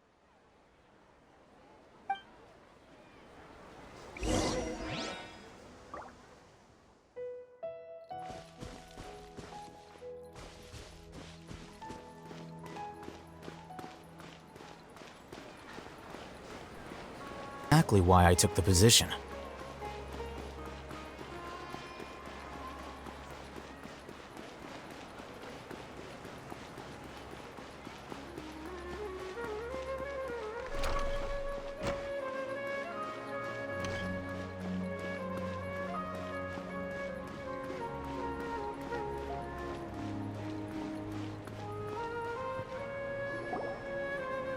Here you go, boss. I'll leave them right here. Oh, you really went and picked some more. Who are these two? Something's come up, and they need to borrow me. Sorry, boss. I'm afraid I'll be away from the stall for a while. I was just about to pay you anyway. Go wherever you want, kid. Don't waste your time here. What? I get it, okay? You just wanted to help me out, to thank me for giving you shelter from the rain that day. Even then, I don't understand why you're so adamant that you don't want any pay for it. But look, it was pouring down, and there you were, sauntering along without a care in the world, like you had nowhere to be and didn't even care that it was raining. Imagine you were me for a second. It's a little weird, right? Why's this guy traveling during a rainstorm if he's not trying to get somewhere? And why's he taking a shortcut through the open country if he's not even in a hurry? But anyway, taking you in didn't put me out even slightly. You don't owe me a thing for it. Certainly not all this. Your time is valuable. You know, you should go live your life. But I don't...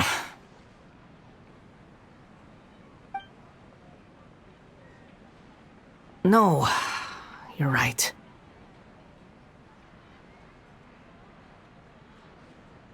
Then I suppose this is where we say goodbye.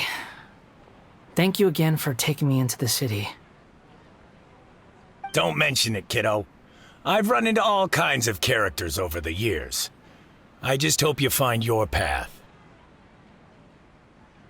Thank you. All right, done. Thanks for waiting for me. We can go now.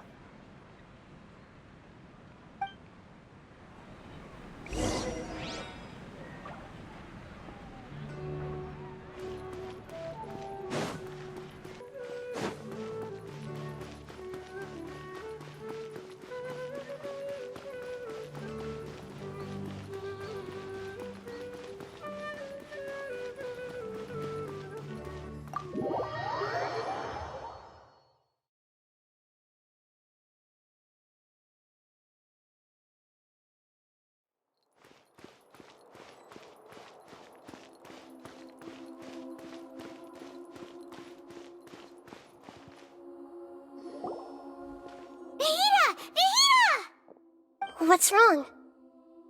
Huh? Are you? Hello. I do apologize for the sudden intrusion. We found this guy in the street, but he doesn't seem to remember anything. So, yeah, quite an eventful walk.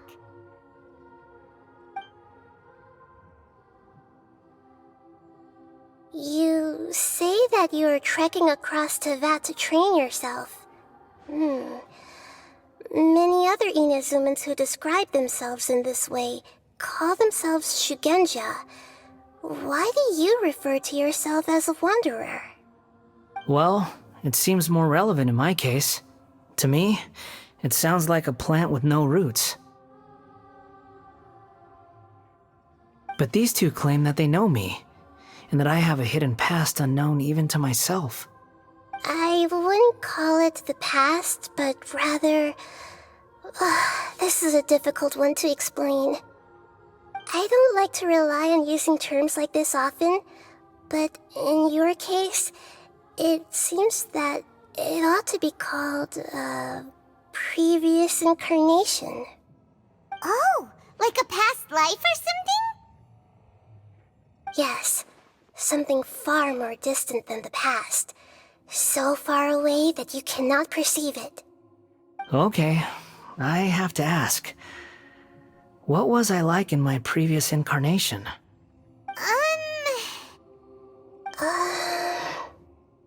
Oh, okay. I see. You want to tell me, but you can't bring yourselves to say it. Looks like I didn't have the most wonderful existence in my previous incarnation. If it's that difficult to talk about, I have no doubt it will be just as difficult to hear.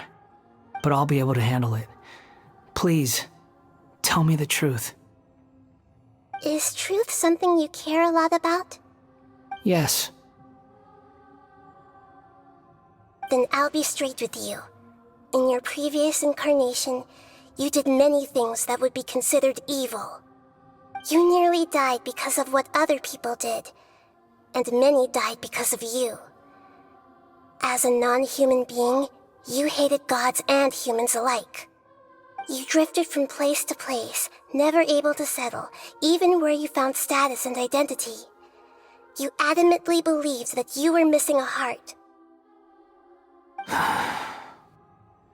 Actions rooted in persistence sometimes bear bitter fruit. Sometimes, you have to let parts of yourself go, or you'll never be happy.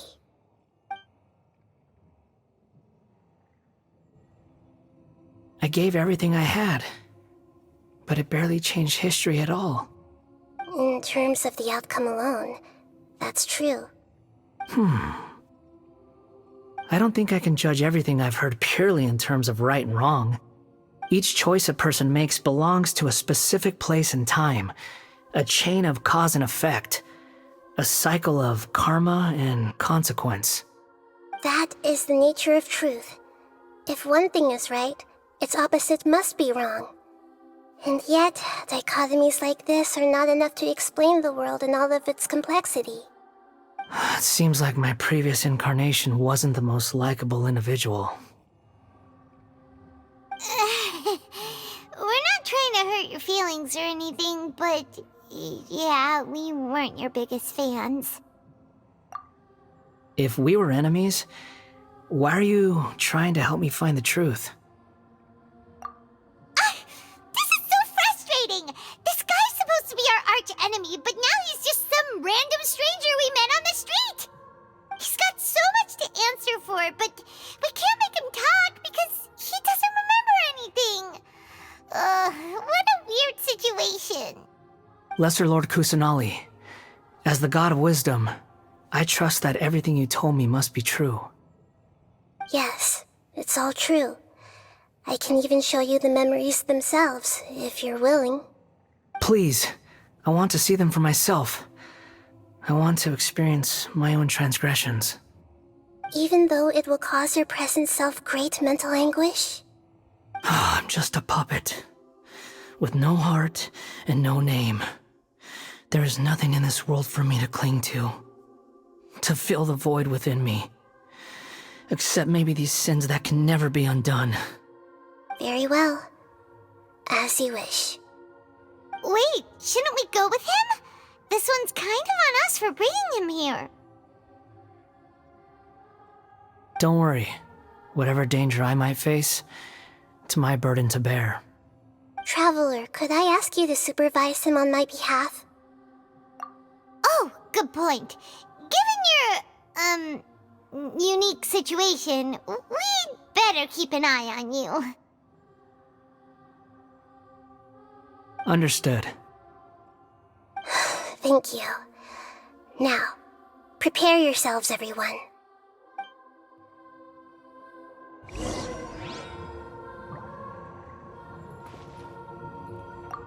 No matter what lies ahead, I'll face it. Whatever it takes. I'm just sorry that you have to join me for the whole thing.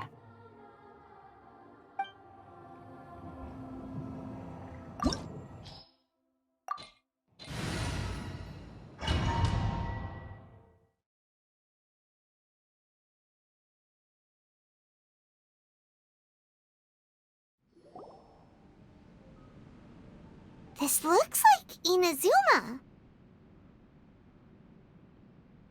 Right now, you're in a dream I created using information extracted from your memories. These memories will show you the raw truth, but be aware that enemies may react just like in the real world. Please be careful. Sounds like an immersive experience. It's a good thing we came along. You don't need to do this for me. I don't deserve your protection. We never give up halfway. Well, we had to once, but that was your doing. All right. Thanks. Wanderer, this is the Shake Pavilion. In your Balladeer incarnation, this is where the Electro Archon placed you after your creation. You had a great many memories here. Is that because this is kind of like his birthplace? You could say that, in a sense. You'll see why shortly. I hear footsteps. This place is huge. I can't believe the landslide didn't fill it in. I wonder who built it. The Crystal Marrow Miners? No, there's no way. Look at this exquisite construction work, and so well preserved, too. No mining crew would be capable of this. There's someone passed out on the ground. Who are you? You're awake. What happened? How'd you get stuck here? Are you injured? Not a scratch. And these fine clothes. Who are you? This man is Katsuragi, deputy to Torichiyo's adopted son, Mikoshi Nagamasa. He found the balladeer in Shake Pavilion and took him back to Tatarasuna. And the rest is history. Well, it used to be. In the original version of events, Katsuragi was ultimately killed by Nagamasa. Let me get you out of here. Our people are nearby. Hang in there. During the Tatarasuna incident, Niwa was murdered by the doctor disguised as a mechanic. The balladeer, then known as the Kabukimono, disappeared not long after. As the second in command at Tatarasuna, responsibility for what had happened fell to Mikoshi Nagamasa. But Katsuragi had sworn lifelong loyalty to Nagamasa after the latter had once saved his life. At Katsuragi's insistence, Nagamasa killed him to put an end to the Tatarasuna incident.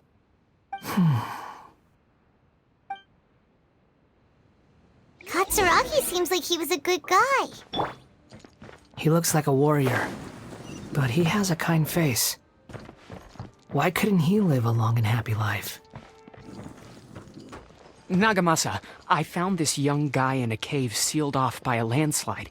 He doesn't remember his name. Well, we need to call you something. I hear the workers are calling you the Kabukimono. That's fine with me. Katsuragi, report to Niwa. Tell him we have someone new joining us.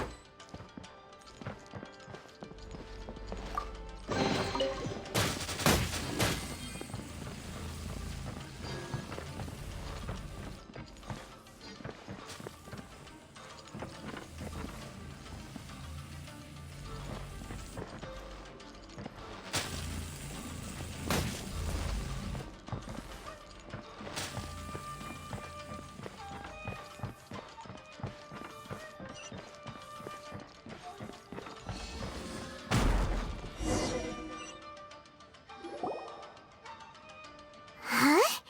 What are we doing back here? Whoa, this is where you were born?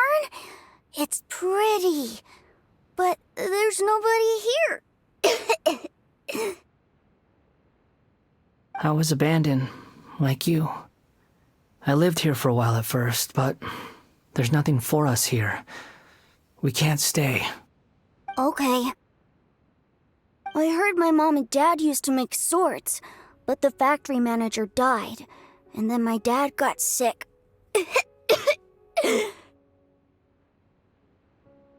He kept coughing all the time, just like me. Then Mom started coughing too. But you can't. You promised me. Yup, we're family now. We're gonna be together forever and ever. This child didn't have a name. Or rather, the balladeer didn't know what to call him. His father died before he could name him. After his mother died, the child stayed in their straw hut alone. Some of the neighbors helped to raise him.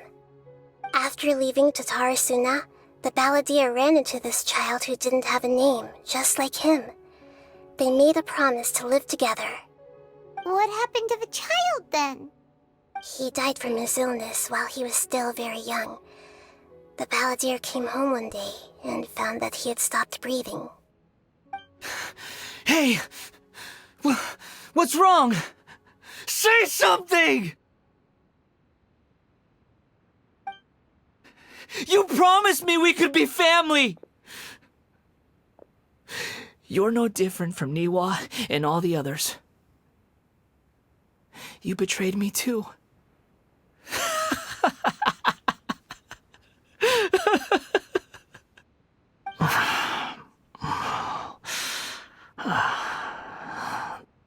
The voices have gone. It looks like the memory ends here. Let's keep going.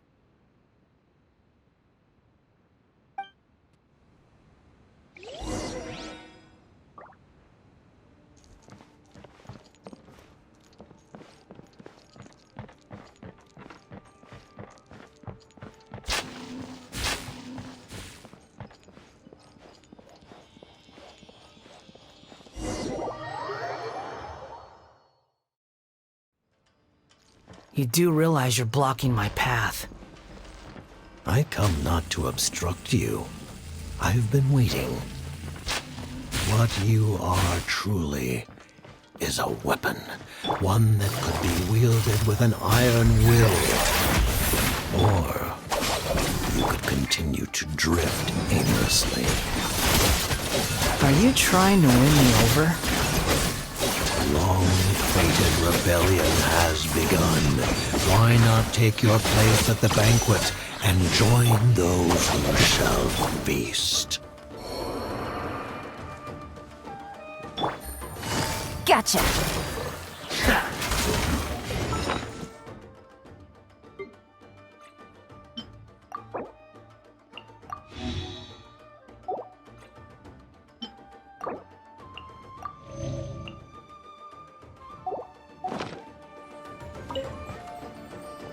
Use this first. Rain outlines your fate. Know my sword! Let me weave you a verse.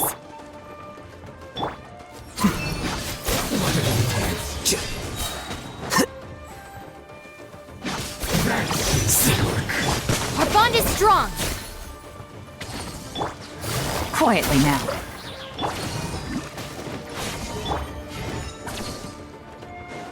Rain outlines your fate. Here comes the catch. Gotcha. Here you are.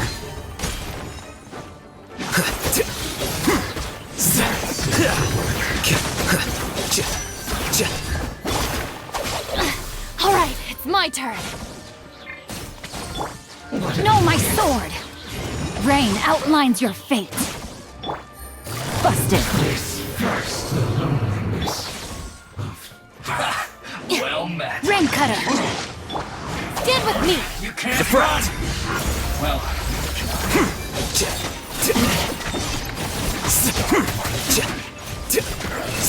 Killjoy, we've only just begun.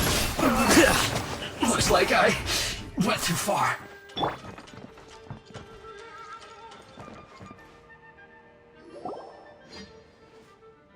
This place is dark.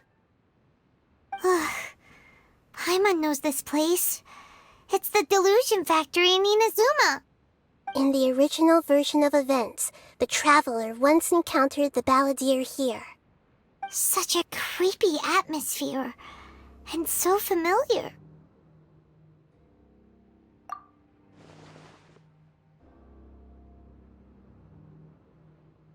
Hey! Look over there! Well, well, my fair lady. Is this rundown factory and these incompetent fools all for me? Wow. You shouldn't have. Huh. What do you have to gain from belittling your subordinates? You might not want to admit it, but you are a part of this plan. Perhaps you find fighting in the Abyss to be a more meaningful use of your time? Oh, but of course, even this pales in comparison to being experimented on by the doctor. What a sharp tongue you have. Funny how negotiating never seems to be your strong suit. For the task ahead, I suggest you keep your true feelings to yourself. Save your breath. I know what I have to do. I'm sure you think so, but I still think you need to hear it. Don't start thinking you're invincible, and don't let your emotions get in the way. Surely you're not worried about me. I just can't have you getting in my way. You and Child never fail to find ways to complicate things. I'm merely lighting a little fire in this chaotic nation. But you, being tossed out like trash, must make you want to destroy it completely. Do you remember the last time you were here? That was a lot of swordsmiths you killed. I'm sure the descendants of the Raiden Gokaden are still suffering the consequences now. Look at you. Oh, don't get so sentimental. Now, give that poor little tongue of yours a rest and stop pretending like you're above everyone else. Bye then. See you at the victory feast. Poor little tongue? She's playing with fire talking to me like that. Who does she think she is? Forget it. Someone might find me here any minute now. I should prepare to give them a warm welcome.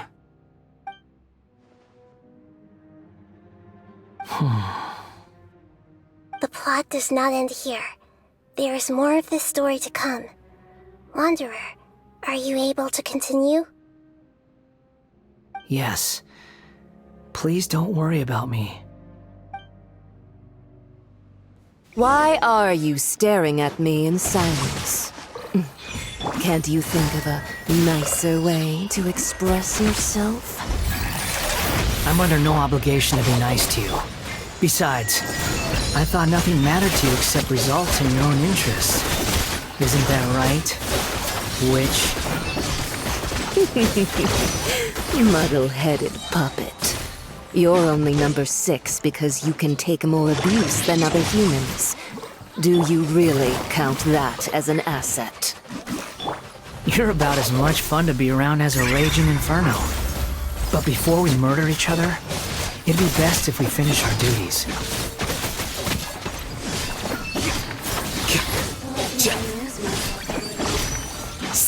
Well now. Things are about to get dicey. Our bond is strong. Here you are.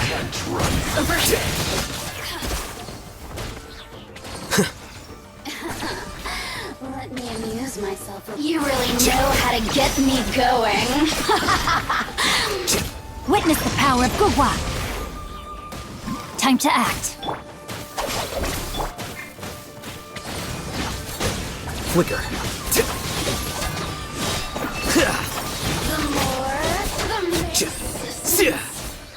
Shine longer.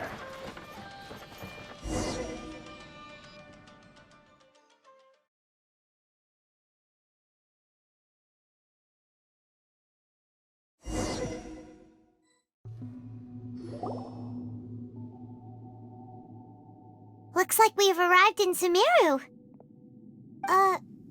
Is that? Considering that Amorta's sage, Nafis, refused to join this project, I'll take part in the experiment in his place.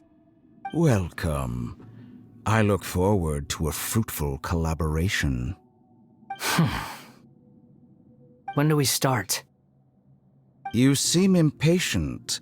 You should know that becoming a god is far from a trivial affair.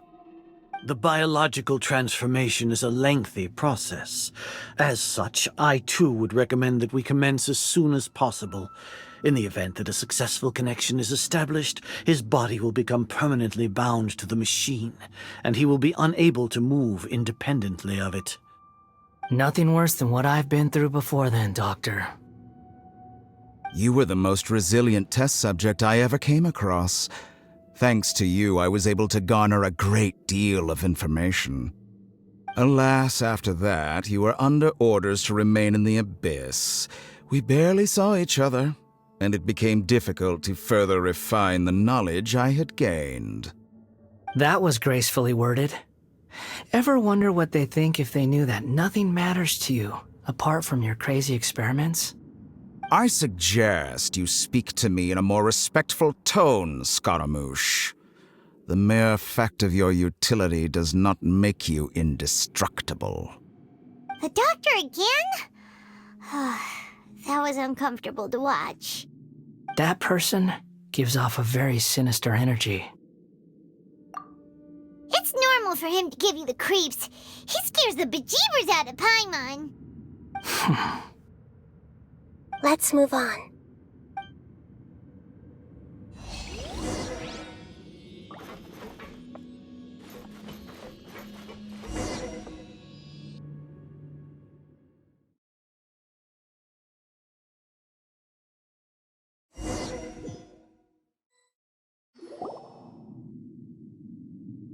You're a god. Do you think I'm evil?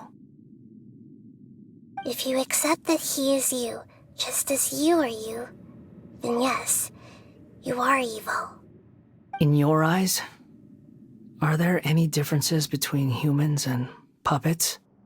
Do you think there are any differences between your present self and your previous and future incarnations? If not, then what are the differences between humans and puppets? Whoever has tasted the joys and sorrows of life in the human realm is human.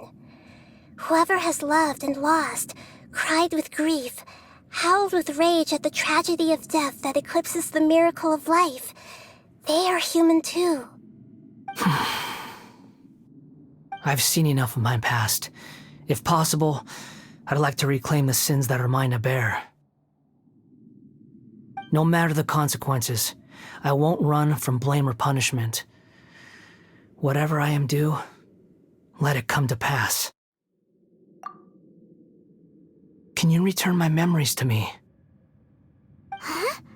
But won't that mean you'll lose your current identity? I've always believed that human lives follow a set of rules, with each person being a collection of past experiences. As a puppet living in a human world, my life is subject to the same rules. Regaining your memories means reverting completely to your previous incarnation. All the emotions that you discarded will return to you. Are you sure you want to do this? I've lived with a void in my chest my whole life. My creator didn't need me. And ever since I awoke, I've just drifted from one place to the next. But then I met you. And I finally realized that reclaiming my missing sins might be my one opportunity to become my true self.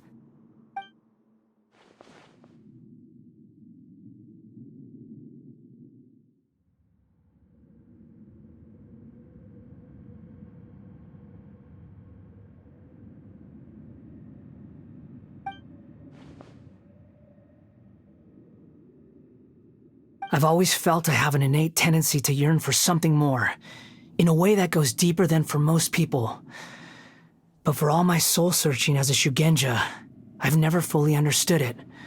Looking at it now, it seems that I brought this curse upon myself. So I beg you, grant me this opportunity to gain a purpose, to change my destiny, and end my wandering. Very well. Since your mind is made up, I will return to you that which is yours.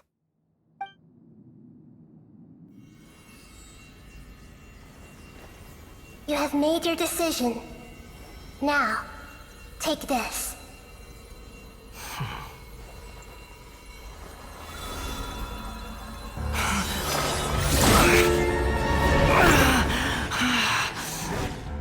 Set him free.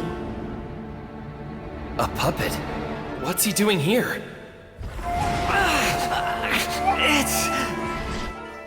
You're a human as far as I'm concerned.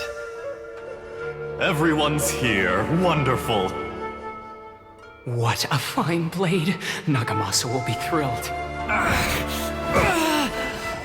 This is my...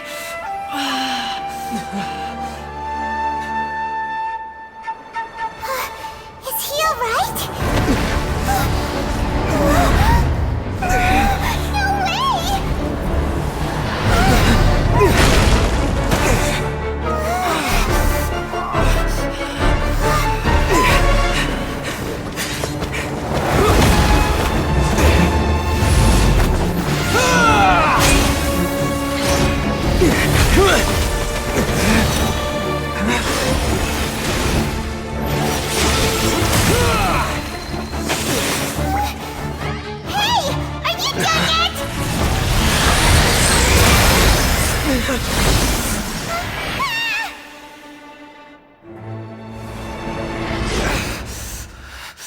All worthless dross will be purged.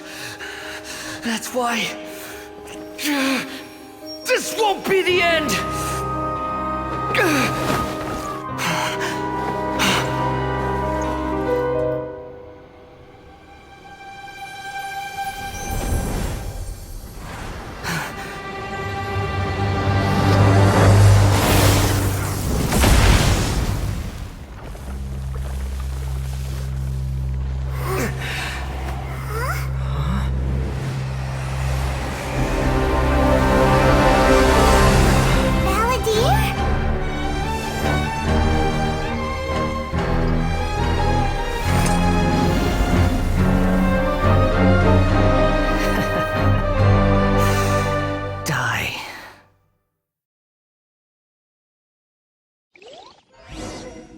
This is trying my patience. Have you got all your memories back now? Have you got any more stupid questions? Insignificant past! Squall and Fury!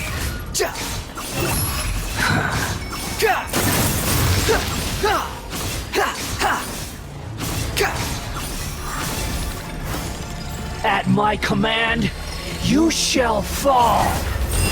The wind rises.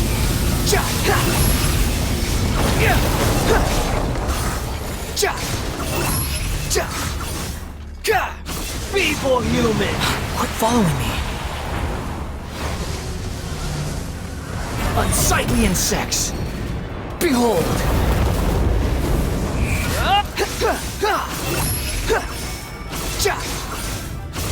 My endless cycle begins!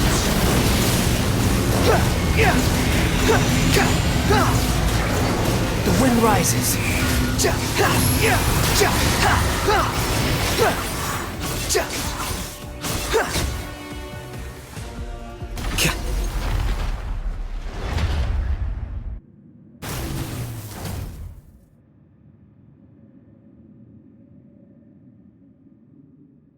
Imbecile!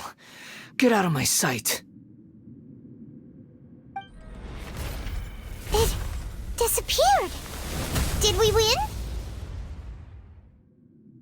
What did you expect?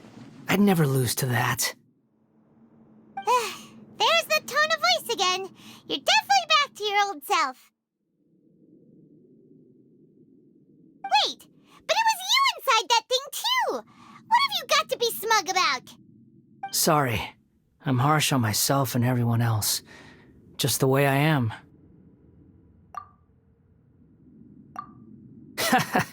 You sound like you're concerned about me. But don't worry. Thanks to you, even if I didn't change a thing, at least I now know the truth. The memory recovery seems to have been a success.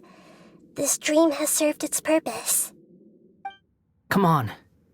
Let's continue this outside.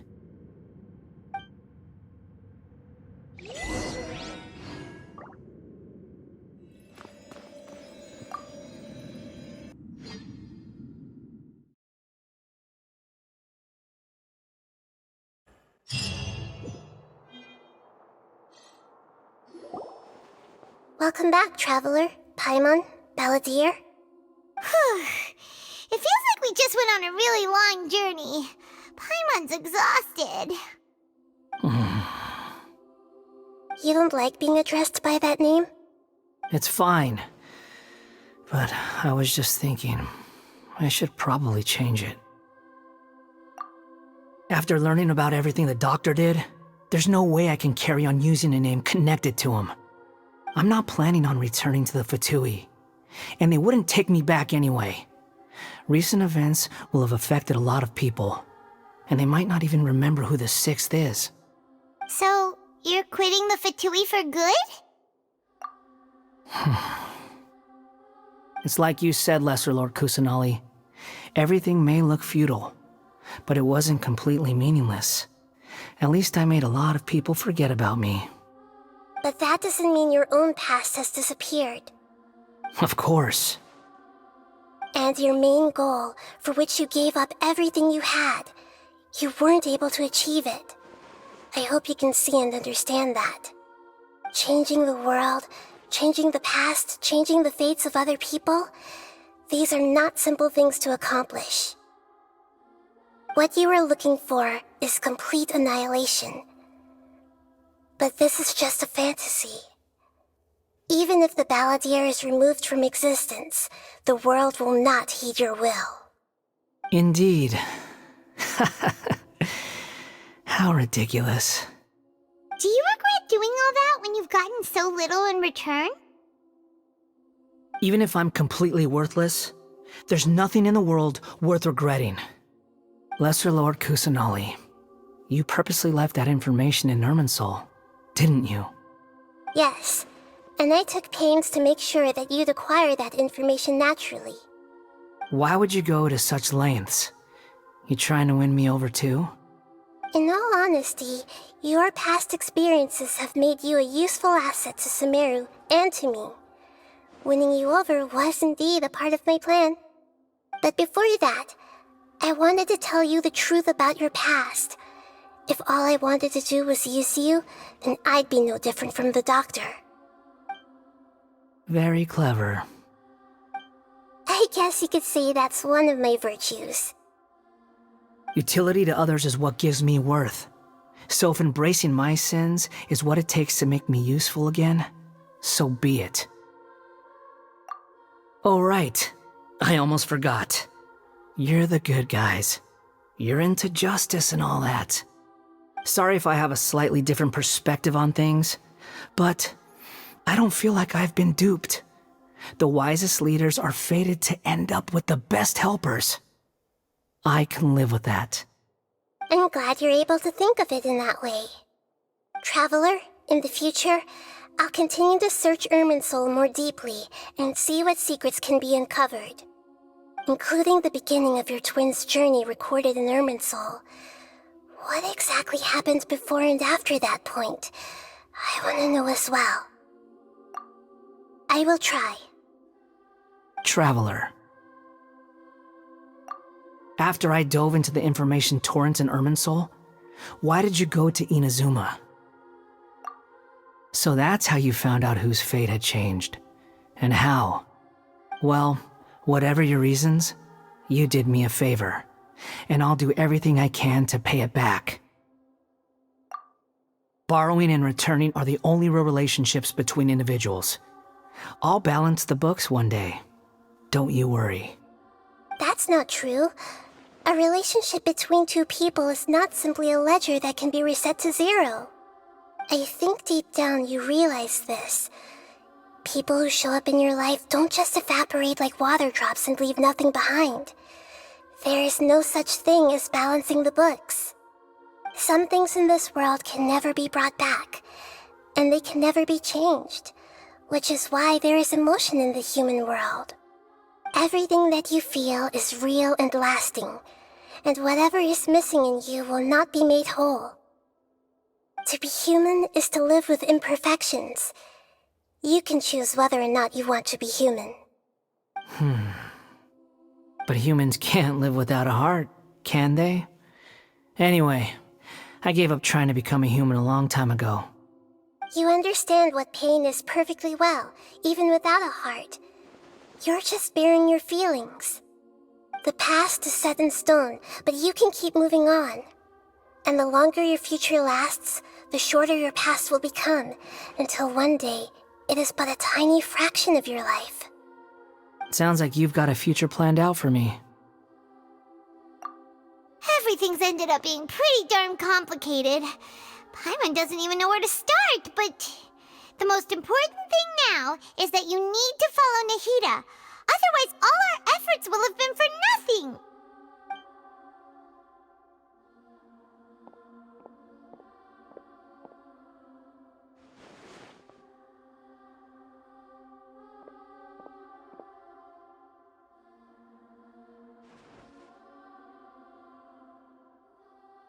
Then I guess I'll be helping you from behind the scenes from now on. I'm glad that you've accepted our proposal.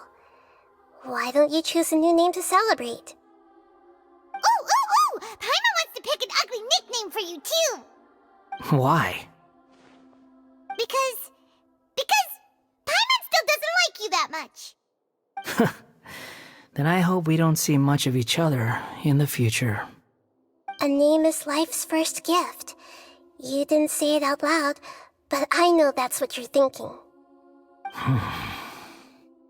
The Traveler and Paimon have helped you a lot. If you can't decide on a new name, maybe you can ask them for ideas. No! Paimon only does nicknames! If it's a serious name you're after, it's all yours.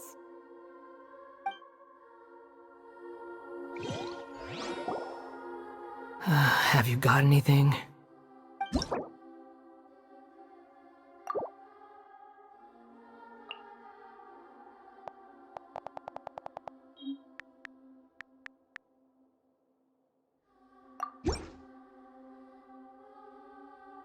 Are you sure? Oh, alright. If you say so.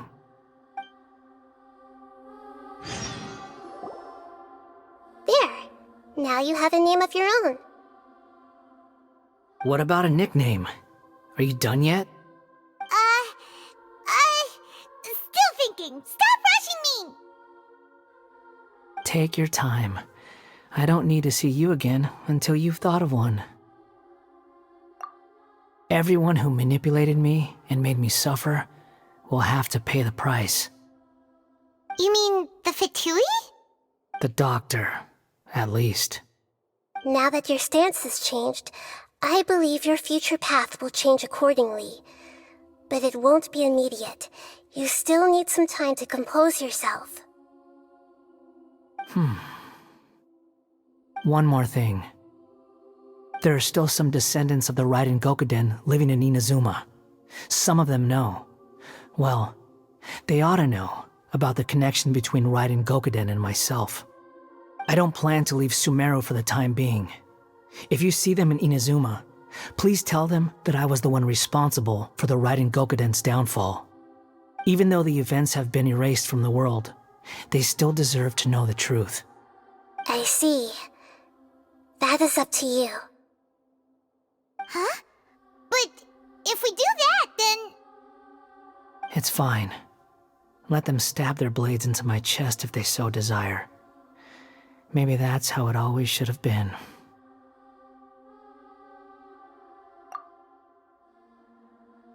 What's that look for? Don't make that face. I know what I'm doing. That day will come. Alright, we're done here. Goodbye, wise deity. And you too. He's gone. What he went through today would have been like living an entire lifetime in an instant. He'll need some time to calm down. Yeah, true. But even so, after everything that's happened, he doesn't seem quite as fierce anymore. So we can finally go eat? Paimon is starving. Thank you both. I hope you will find somewhere nice to go and relax for a while.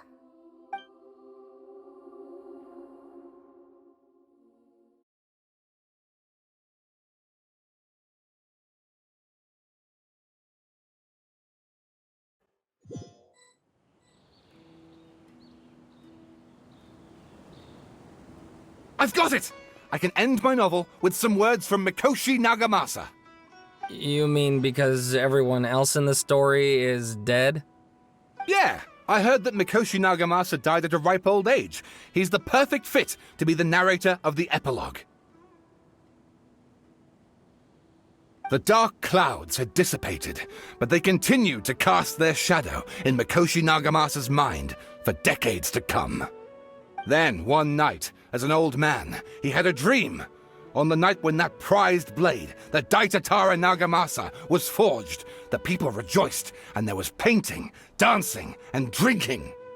All these expressions of joy melted down in the furnace fire and turned into red clouds that rallied around the final sunrise that Mikoshi Nagamasa saw in his lifetime. Life is a story too long to be told, a journey that you must walk to behold.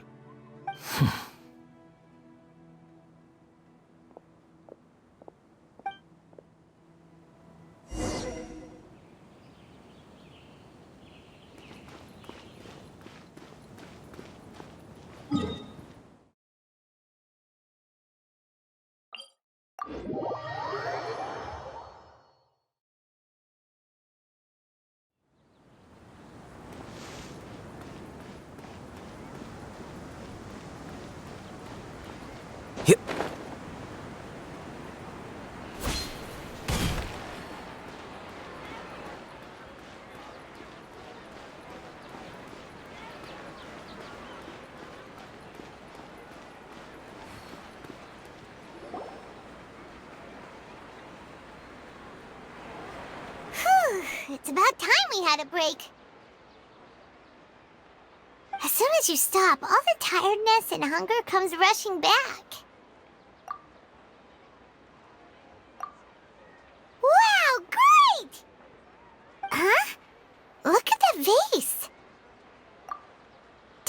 someone break it while they were cleaning the room or something? But Paimon doesn't remember there being a cleaner.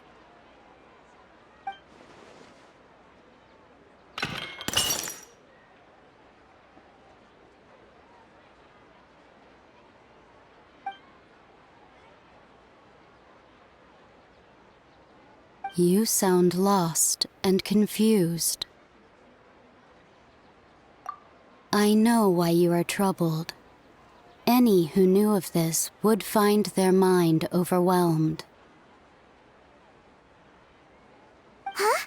Is there someone here talking to us? Unfortunately, the fate of Tevat cannot easily be changed. Perhaps a god may have a slim chance, but for anyone else, who can say? When a small animal runs into a tree trunk, though the tree may sway, it is not displaced. The same is true of fate, like a vase that falls to the ground. Whether it is broken by a cat or by a bird, the result is still a broken vase, is it not? Who are you? How do you know about all this? History does not change easily, but human hearts can. Believe your own eyes. Only that which you see is true. What is unseen is but an illusion. The voice has disappeared. And who the heck was that? And what were they doing coming out of nowhere and saying all that scary stuff?